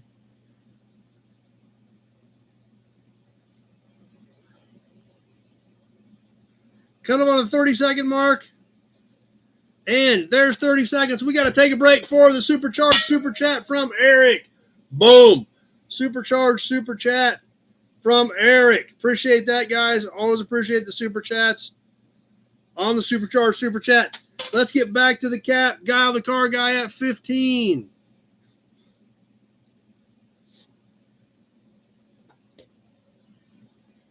Coming up on the 1 minute mark. 1 minute gone. 30 seconds left to go. Guile at 15. Hey, there's Justin. Guile the car guy at 15. It's going to be a good deal at 15. You can't get you can't buy the stuff at Hobby Lobby for that, and it doesn't look near this good.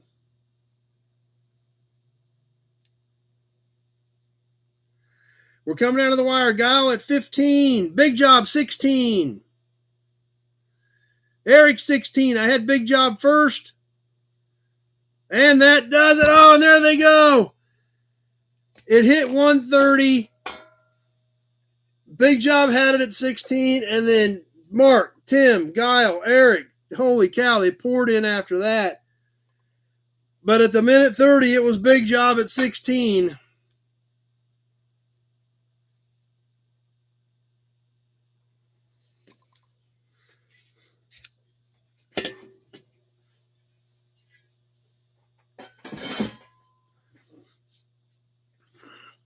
Yeah, it must have been that delay because, man, there was a bunch of them pouring in.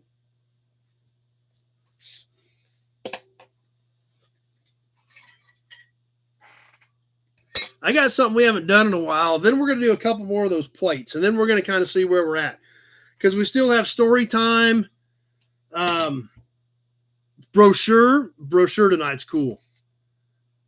Yeah, that's what getting sniped feels like. Yep, they're right. But we'll do a couple more things, and then we'll get the brochure and things like that worked in here, and then we'll see where we're at. But something we haven't done in a while. Kevin's 20. There's Kevin for 26. Yes, I did get that, Justin. So that was about 2 minutes late on Kevin's end. Holy cow. But delete plates, block off plates, things like that for vehicles that didn't have clocks, didn't have radios. We've done several of those on here. I need to do some more looking. I bet I've got a ton of them in the yard that are really cool. If I would just, go out and look for some. Well, I came up with another one that's pretty neat. It's not very pronounced, but it's almost kind of makes it a little more mysterious because of that. I think this is late 30s era. Probably clock. Probably went in the glove box drawer where the clock would have gone on a late 30s, 36, 7, 8, 9 era Chevy.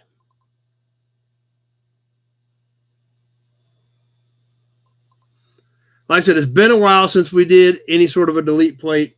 This is actually stamped. When we look at the back of this piece, you can see where the bow tie and the arrows are actually stamped in this. Lots of hearts. So, I mean, it's unique. I mean, they could have just put a flat piece of metal in there, but they actually stamped this in there. It looks like it was painted white originally. You could repaint the white, make it pop. You could paint it blue. But it's kind of a cool piece. It is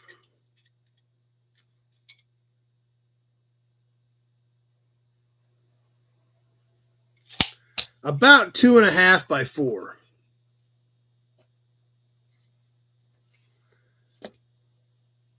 It's technically yours to do what you want, Big Job. I mean, you had. I go by the minute 30 mark and try to be fair on it. So, whatever you guys want to do.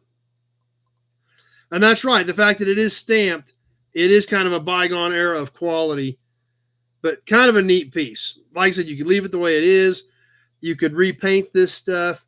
You could actually bend these tabs down flat, or you could even, if you weren't going to ever put it on a car anymore, you could actually cut them off and use it as a cap for something. I don't know, just a lot of different ideas for something and just unique. Like I said, just a tick over 4.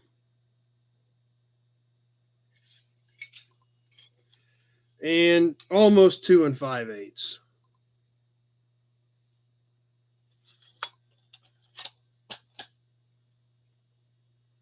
Okay, Kevin, Big Job says you can have it if you want it. Just let me know so I can keep my notes straight. So anyway, on the Chevy delete plate.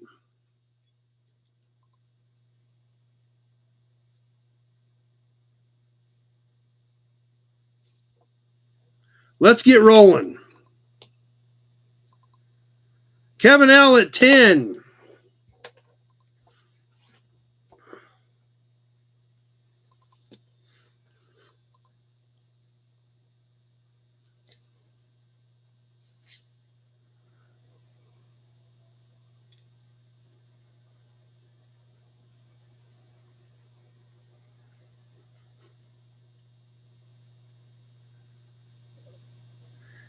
We're working our way to that 30-second mark. 30 seconds gone. 1 minute left to go.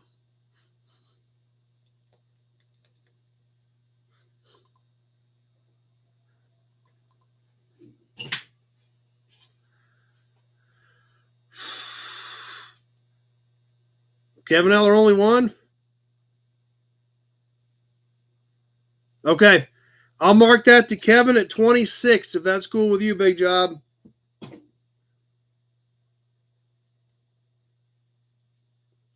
And I appreciate you guys always working together. You guys are always great about that. Just past the 1 minute mark.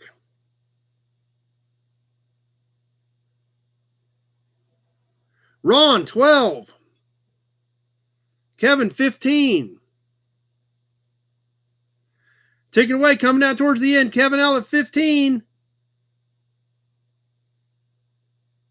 Pete, 19, and that does it. Pete got that into about 129. There wasn't even any way to react to that. Pete at 19.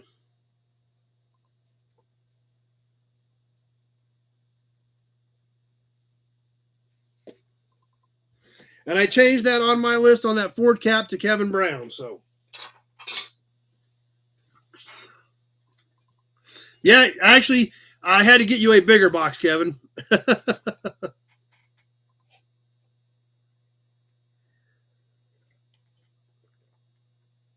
Let's catch a couple more plates that I just unloaded last night. And then we'll see where we're at on this other stuff. We got to get the brochure and stuff done because the brochure is awesome. Believe it or not, it doesn't even have I don't even think there's a car in the brochure.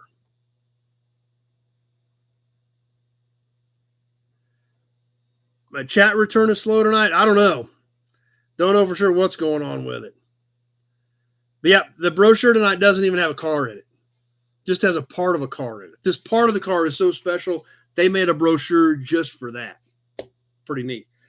All right, we got some more plates from the new batch. This is pretty awesome. Like I said, there's a bunch of new stuff in here.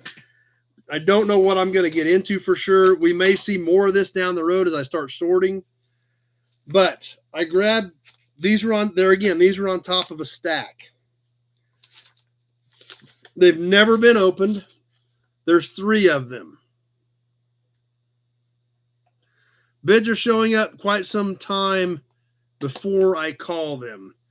So, yeah, they could be. I mean, you guys might want to all refresh real quick and make sure we stay caught up.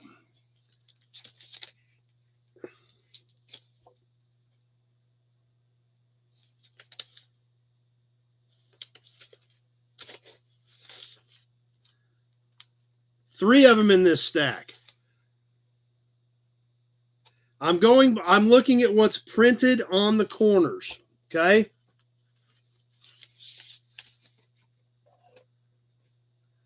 Okay, tap live screen. Okay, I appreciate that, guys. Eric at 25, we haven't even opened them yet. First time, let's see, what's this say? Does this have a year? I don't even know. There's no year on it. It says trailer plate 6-1, 6-2, and 6-3. I don't even know what year these are. I don't see a year on these. So we're going to find out.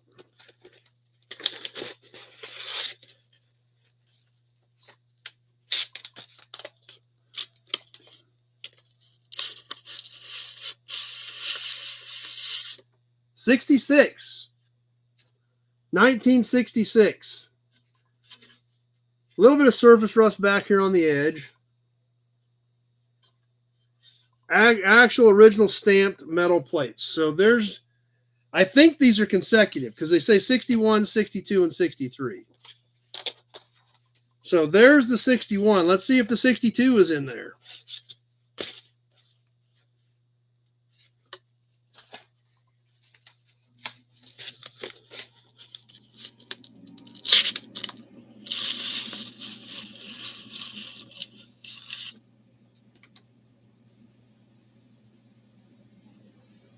Wake up at 30.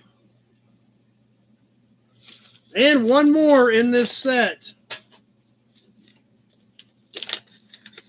First time in, what is it, 66 to 48, what is it? I'm losing track here. 59 years? Yes, one shot deal, you're getting the set of 3. Wow. These have never been out in 59 years.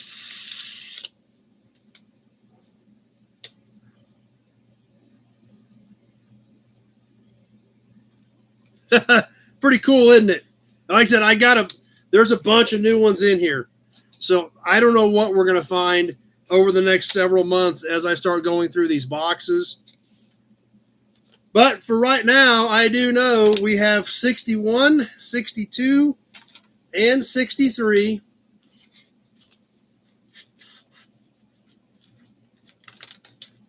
All brand new. You've seen them come out of their envelopes for the first time in 59 years.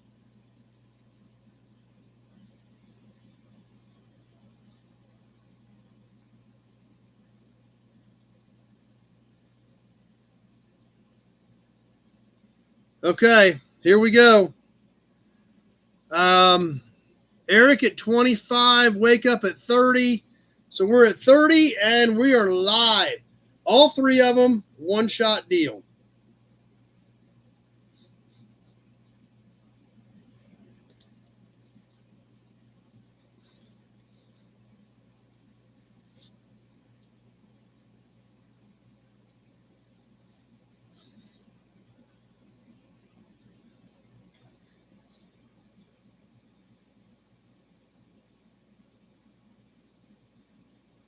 $30 seconds gone. Wake up at 30. Sebastian, 35.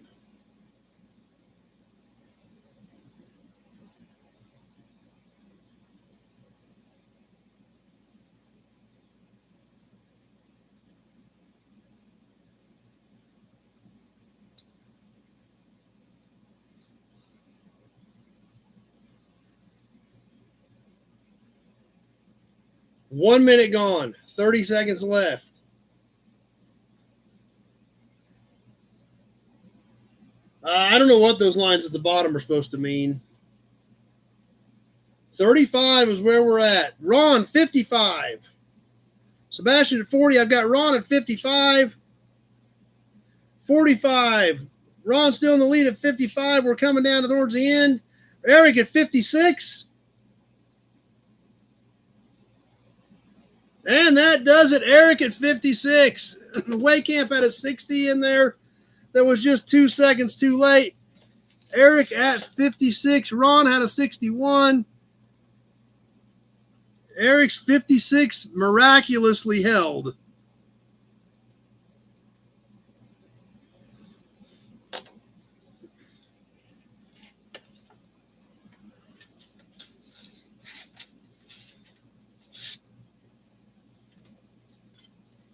Okay, I'm going to put these back away.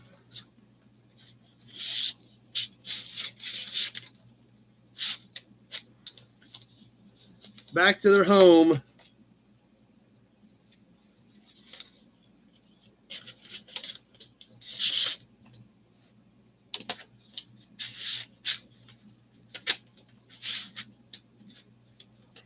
Got to get back in practice, huh, there, Sebastian?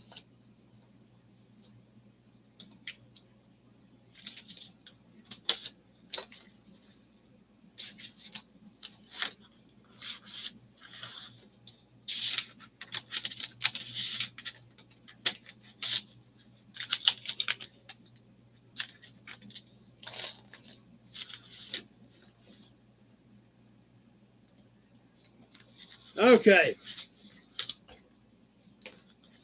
One more from the new plate collection tonight. Unless I can find that other one. I had another one, but I don't know what happened to it. That I specifically sat out for tonight from the new stuff. Oh, here it is.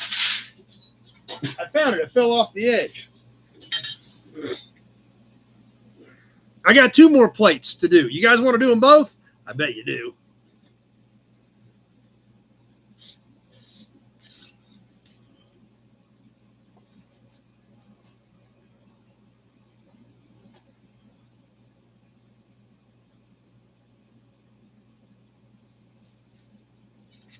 All right.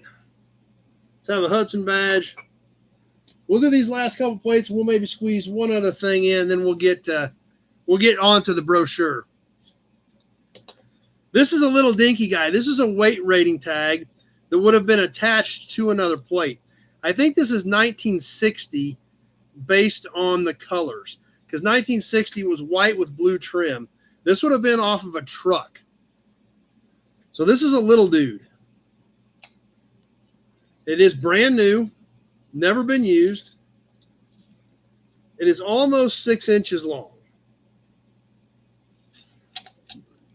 These holes obviously were meant to bolt to another license plate. Eric at 15. This is the color combination Kansas used in 1960. So that's what I'm guessing this is 1960. But they're just cute little dudes. They came in different weight ratings, and I've got a couple of different sizes of them. So, like I said, kind of a different little piece. Let's go ahead and get it rolling. I've got Eric at 15. I've got one more plate, and then we'll throw one or two other little things in here yet tonight.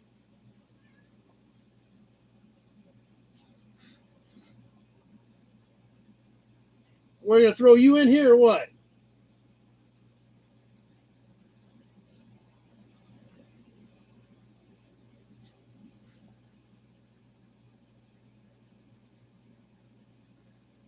No, these were for a truck is what I'm thinking. 30 seconds gone. 60 seconds left to go. That's true. Little tiny guy, but just as cool.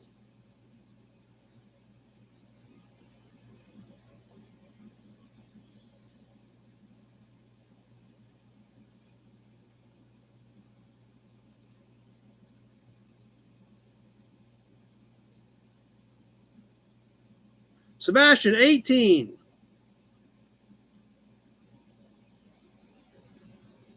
One minute gone. 30 seconds left to go.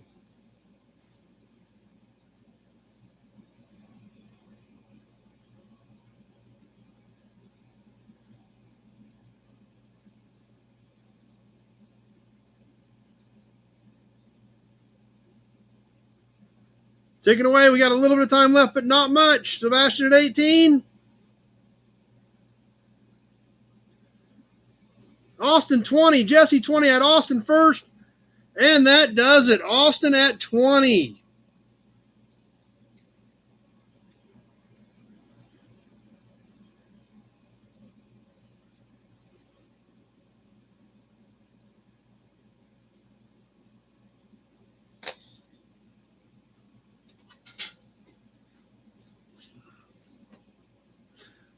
Okay, I got one more plate. And like I said, this is literally just a handful of stuff I grabbed off the top.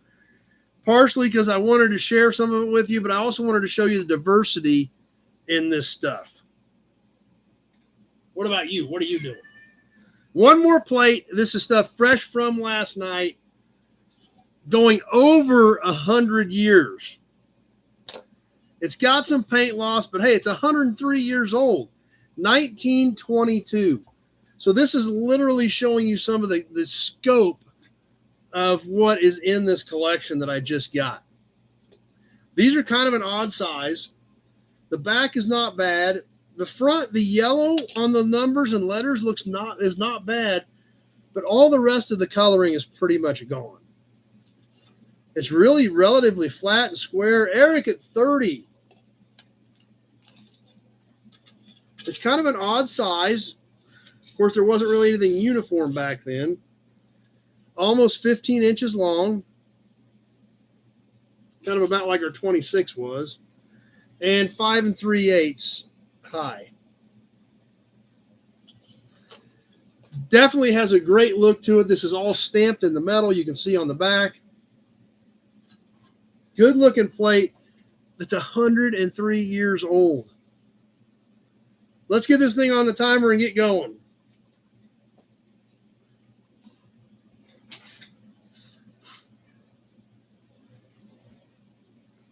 I would have a lot of paint loss at 100 years old. Trust me.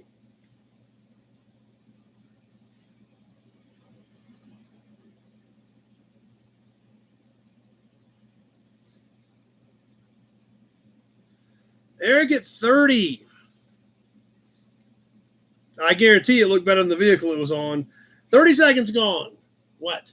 What? What?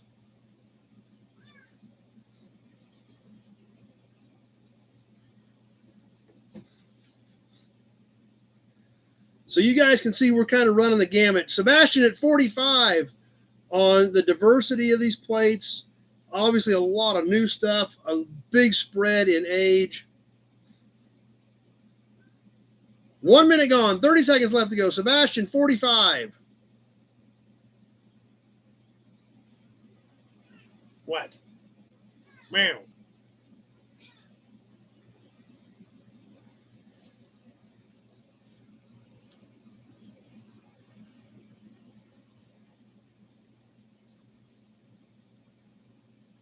Ticking away, coming towards the end. Sebastian at 45. And that does it. Sebastian gets one at 45. It's been a while.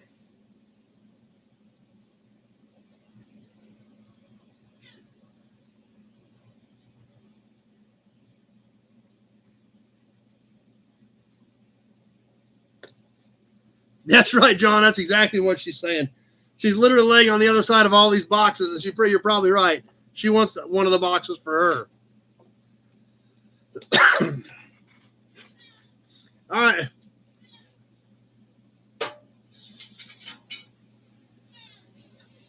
All right. Hopefully you remember if you can find my PayPal again, Sebastian. It's been quite a while. Let's catch one more little piece, then we're going to get into the brochure.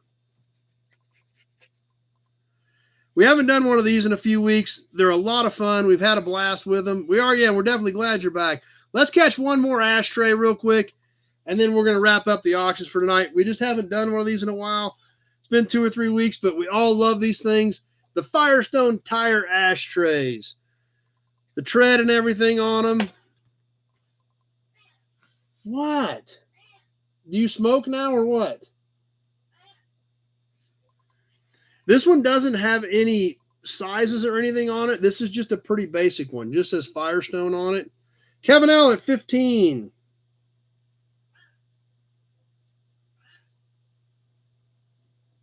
The glass insert is good. It's kind of crazy to think that these literally they had these everywhere, and they were literally ashtrays. They were on the desks, wherever. Wake up at 25, and we're on the timer. What do you want? You got over the pile. I see you got over the pile. Meow. Meow.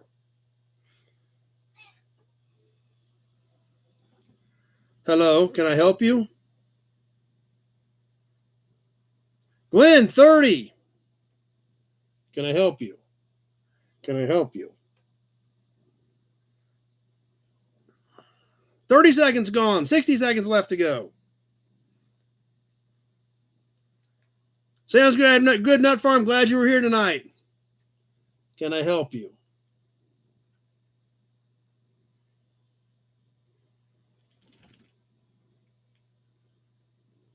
Yes. Can I help you?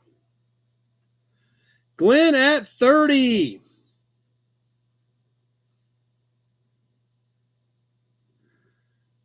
One minute gone. 30 seconds left to go. Yes, can I help you?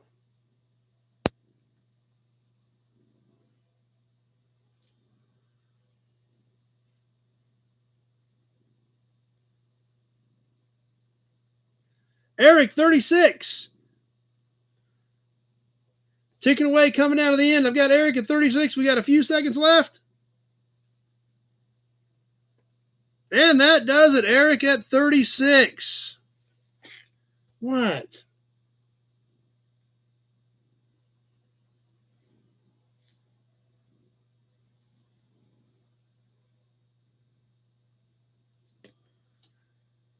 Do you mind? Sounds great, Austin. Appreciate it. We're going to catch the brochure and a few other little things yet. We were just having a lot of fun. I thought we'd slide a few extras in tonight, especially with all those different plates that we've got. Obviously, a wide selection of plates coming up over the next several months. Kat, do you mind?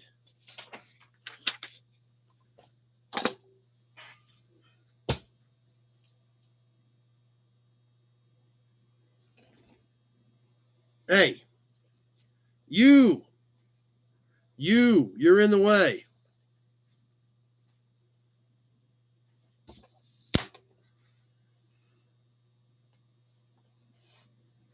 Now you're going to start knocking stuff off.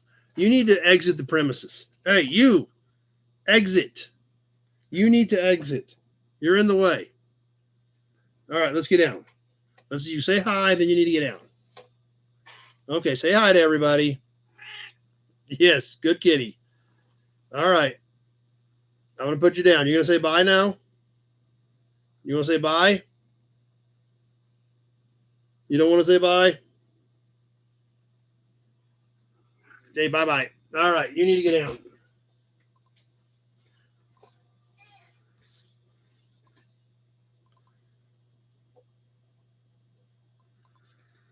Okay, let's catch the brochure. No, we don't need any kittens, that's for sure. We got too many of these things around here the way it is.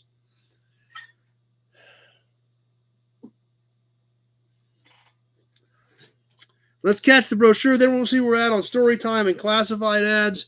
And we may have to push those to next week and maybe start with those next week. Because those two have been laying here for a couple weeks and we keep never getting to them. So we'll see. But tonight's brochure, like I said, is not for a car.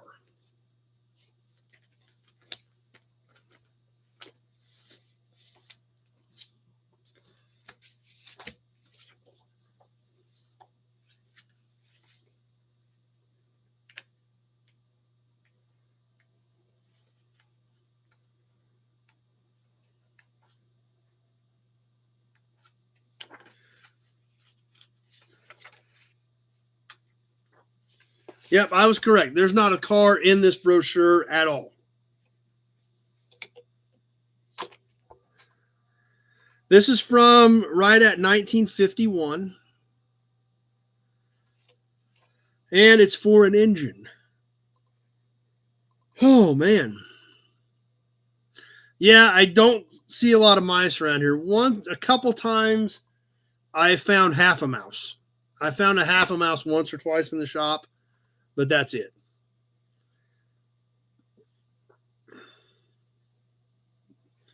But tonight's brochure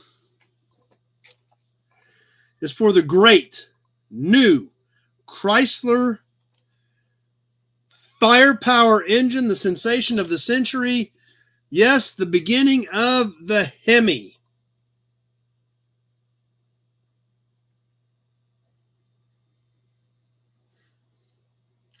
The Generation 1 Hemi, the hemispherical combustion chamber, obviously legendary today, still being used today, still a huge marketing play for today, obviously. You know, as soon as they re-announced the Hemi was available, Dodge couldn't keep up with the orders for pickups. But this brochure is strictly for the firepower engine.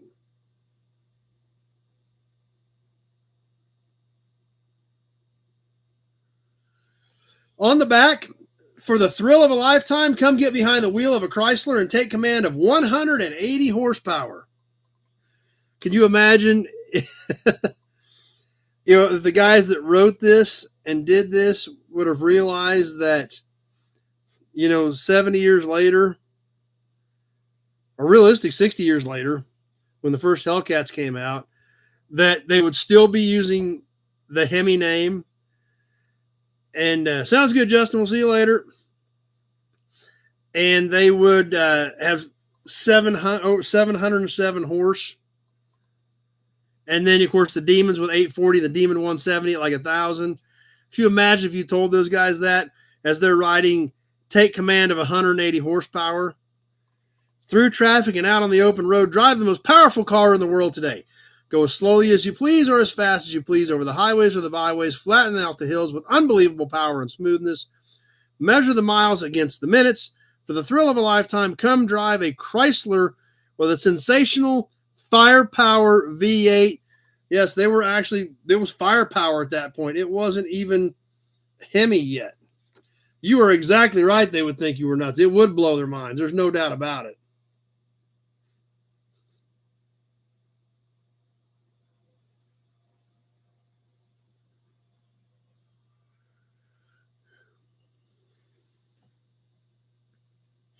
So let's check out what's inside of this thing. Like I said, no cars and no pictures. It's all artwork.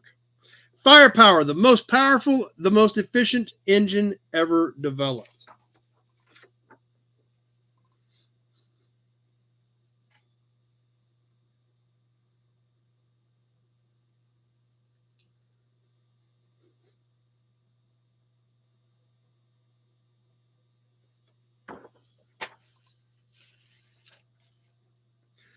Head-on view of the Chrysler Firepower engine, V8 engine, the greatest engine achievement and advancement since the introduction of the original Chrysler high compression engine 27 years ago. Develops 180 horsepower at 4,000 revolutions per minute. 1951, sounds good. Glad you're here tonight, Mark. 1951 was the first year of the production Hemi. So I'm guessing this would be a 51 brochure.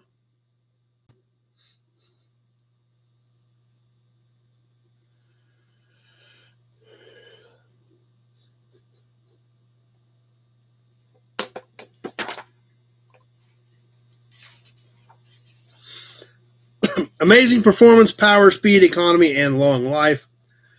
Cutaway view showing the hemispherical combustion chamber. Overhead lateral valve arrangement, central location of spark plug, free flow of gas into and exhaust gases out of the cylinder, and other design features which make this engine so outstanding. So there again, this is not, do you have any of these engines? The 51 to 54 Hemi, and I don't know if you guys are aware of this, there are a ton of Gen 1 Hemis. A lot of Gen 1 Hemis.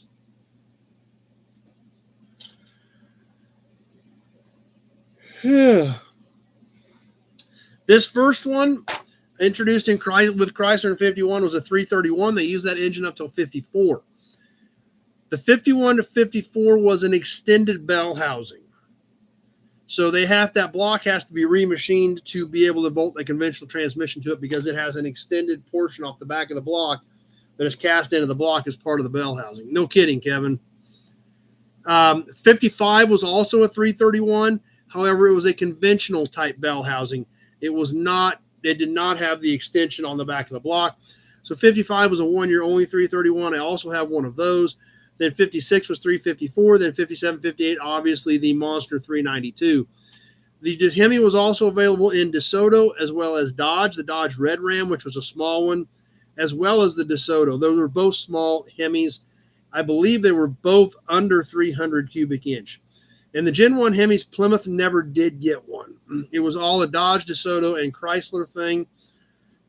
I have one early 331, 155 331.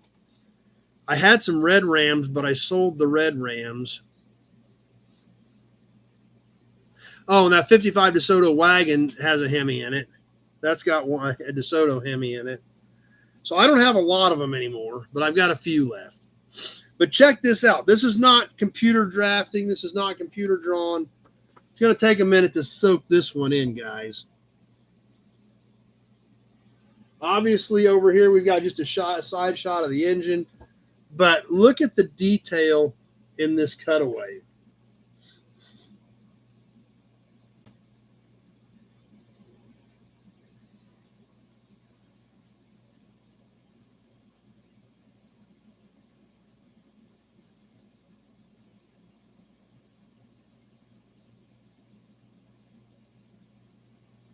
I mean, that's kind of crazy. This is all pretty wild technology for the day. We see our valves over here on each side of the hemispherical combustion chamber. It shows your flow of this stuff, your flow in, your flow out. Oh, you're right. You're exactly right, Kyle. This is the extended bell housing that these early 331s used. You're exactly right. So that's what I'm talking about. I believe they used that up to 54. Then 55, they dropped that, but it was still a 331. You're right. Yeah, I don't see how it was drawn that good either, John. But, man, they did an amazing job on it. No problem, Jesse. Glad you were here tonight.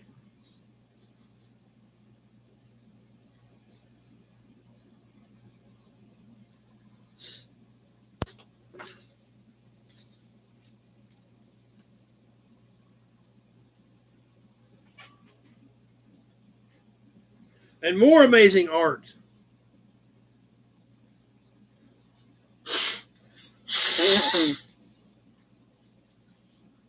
And there again, this is 1951.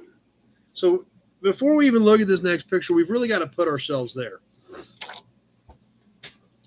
Cadillac and Oldsmobile have had an overhead valve V8 for 2 years.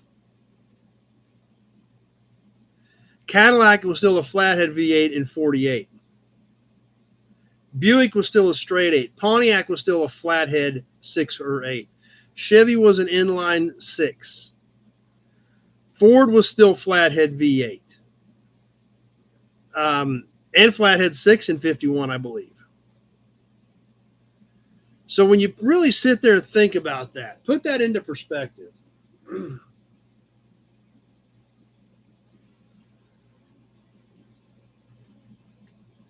That's what you're used to seeing. You know, I mean, about as basic and as archaic as it gets.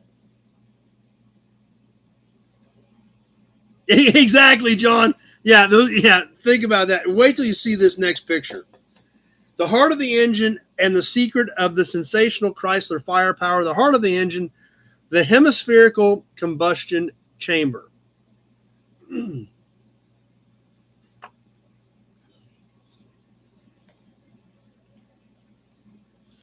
Check this out. And this is artwork. I mean, this could be framed. I'm just saying. Look at this.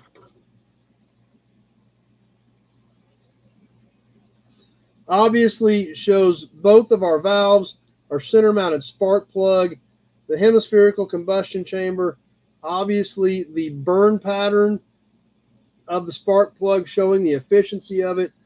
They had this in the showroom. This is what they were handing out to customers. It would be framed if you weren't married. How cool is this?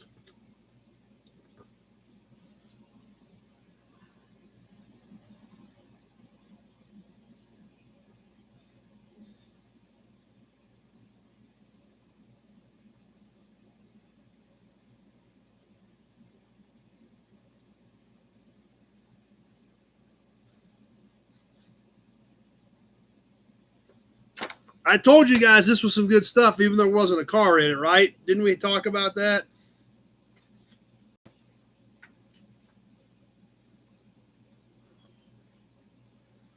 Close-up of the hemispherical combustion chamber as perfected by Chrysler engineers, showing the large lateral valves and central location of the spark plug. So this is a small one, but we'll hold it up close so you guys can check it out. Look at this, how it shows the burn pattern, the valves. I mean, this was important stuff back then. I would think so, Big Job, but I'm not sure. Yeah, those are 51, 52 hood ornaments, Sebastian, that we're seeing, you know, like down here in the corners and stuff, those V's.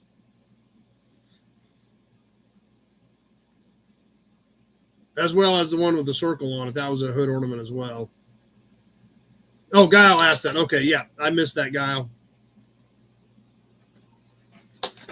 But yeah, that V was on the Chryslers of that era with the Hemi, and that was the hood ornament for that era. Apologize, I missed that.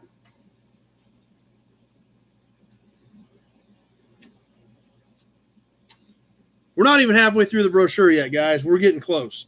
Now we're at the halfway point. Fuel and air mixture travels downhill all the way from the carburetor through the intake manifold into the domed cylinder head and then out the exhaust valve through the manifold to the muffler.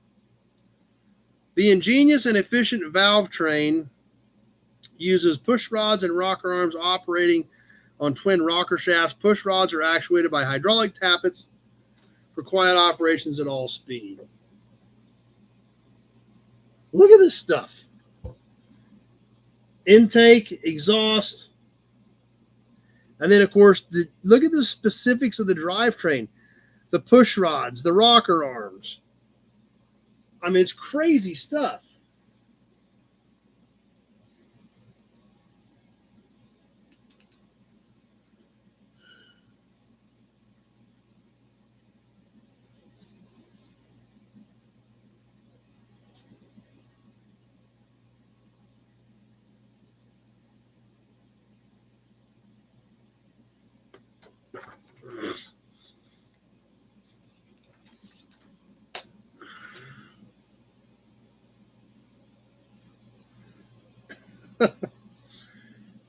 I keep having to remind myself this was in a dealer showroom. People picked this up and studied it in the showroom. Twin concentric valve springs, efficient cooling, large bore, short stroke. They were literally handing out sales brochures talking about the valve springs, how the cooling passages worked, and how efficient it was.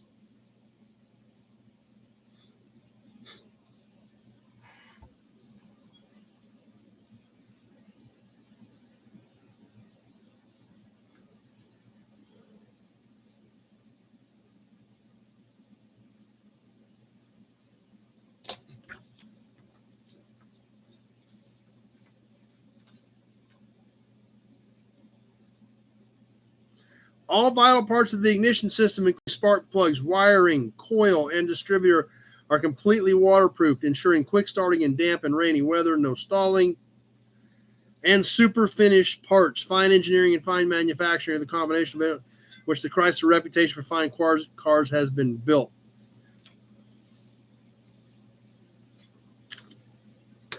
That's true, John. They barely know where the gas goes in. Here we're showing a detailed drawing of how your ignition system is laid out and protected from the elements. Kind of a different swing from not knowing where the gas goes in at.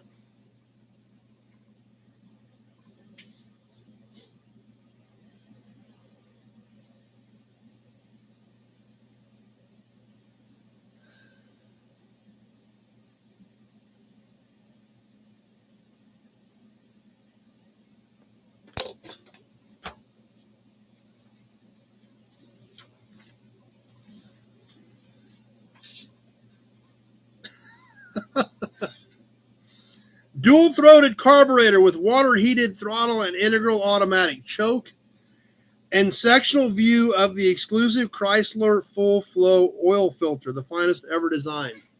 Yes, guys, they have a schematic showing how your oil filter is going to work. I am not kidding you, right there.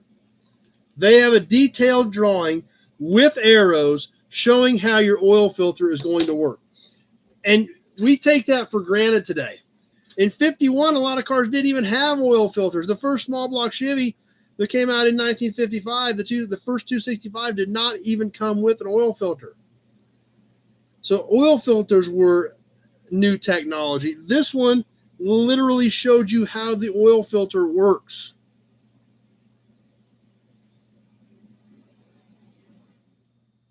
You're right, Kyle. Most people have no clue how to even change it, much less the technical details of how it works. But it mattered back then. And that's right, John. There again, they had a brochure just on this engine with all these details because they wanted to make sure you understood what you were buying too. They wanted you to understand what was so great about it and why it was different.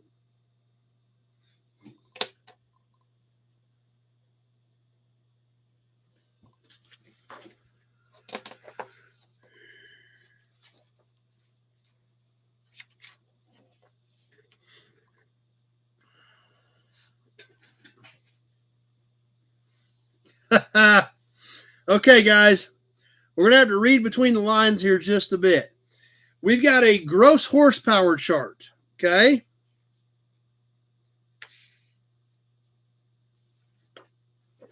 So we've got our power curve on our horsepower with obviously the top red line being the Chrysler Firepower engine, topping out up here at 180 horsepower.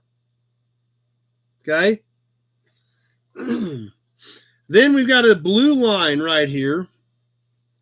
It says a competitive 331 cubic inch engine. Who was that, guys? Who knows which one they're referring to with the blue line? Pop quiz.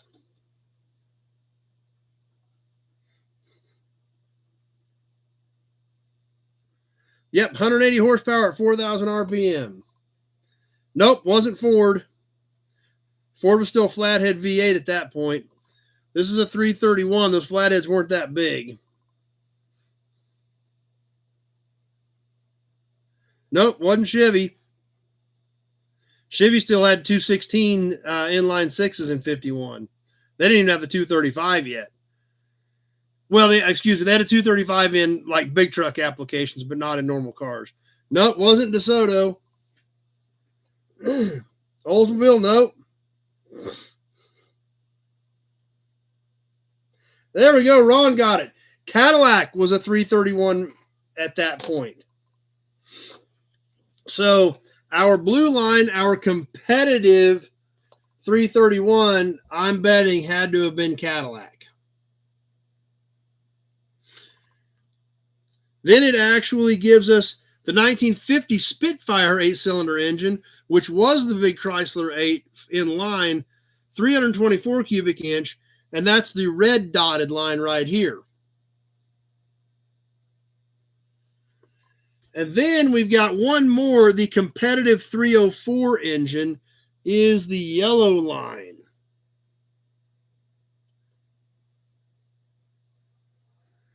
The other competitive 304, I got to guess what it is. I didn't look it up, but I think I know what it is. But there again, there were not many overhead valve V8s out there to compare anything to.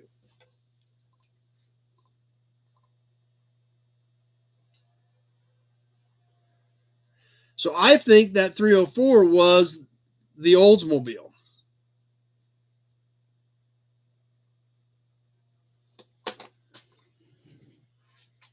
I don't remember if 51 was a 304 or not, but I got my big red book here. It'll tell me. I am kind of curious. Bear with me just a second, guys. Oldsmobile.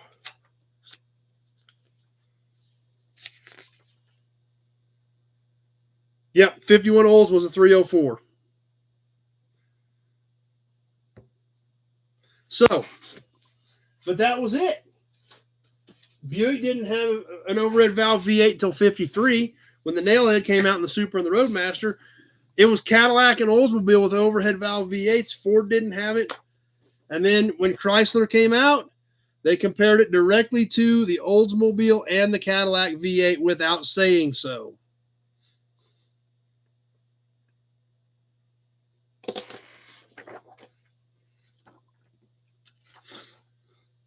And gross torque, the next page, exact same thing. The competitive 331, the competitive 304 compared to the new Chrysler Firepower, and then also comparing it to the old Spitfire from 1950. And then, of course, inside the back cover, some of the specifications and all those horses showing horsepower. Type 90-degree V8, number of cylinders 8, valve arrangement overhead, bore stroke, piston displacement, compression ratio 7.5 to 1. Check this out. They literally gave you all that in the back of this thing.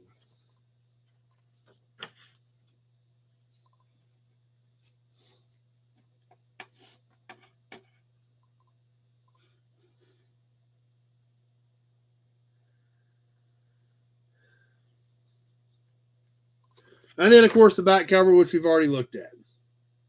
There goes a lot of hearts. So I'm glad you guys are enjoying this. So like I said, ain't a car in there. But this thing was so revolutionary in 1951, it literally had its own brochure.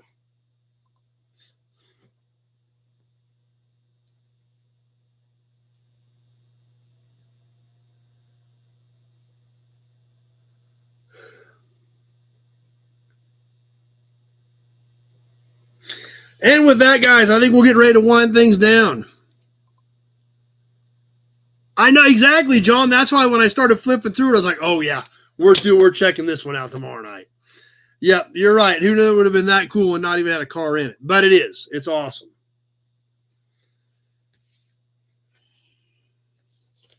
So just another tiny example of what we have to look forward to when it comes to sales brochures, because it's pretty epic, to say the least.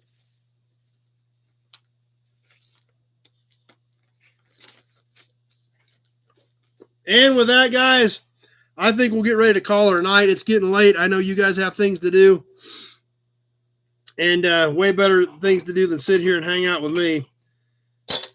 I appreciate you guys being here and hanging out tonight. We will do Toy Tuesday again this Tuesday. The following Tuesday, we'll probably catch it. We'll just have to see how things are going with the auction. Can't wait to see a bunch of you guys here in a couple weeks for the collector auto auction. It's going to be a lot of fun. A lot of you guys who are planning on coming, I've got your boxes that we've been filling up. The rest of you guys, I'll get some more of that stuff shipped out this week. Appreciate all the comments, guys, all the support, and hope you guys all have a great week. We'll see some of you Tuesday for Toy Tuesday. And then we will have some more cool content coming up this week. What do we got? One more Auburn Cord Duesenberg maybe. And then, some more of those Lincolns coming up next week. I don't know, Big Job. I got to get through the auction right now. So it's probably going to be a little bit yet. But yeah, these next couple weeks, I don't want to commit to anything. I've got to leave myself some flexibility time wise. We don't usually don't have a problem getting it taken care of, but once cars start coming in, somebody may call and we're running late. So I'm stuck out there at the buildings till later, waiting because if they're driving in to bring a car in from somewhere out of town, I've got to be out there to meet them. November for Christmas presents. That would probably be a good idea, Big Job. I will be through the auction.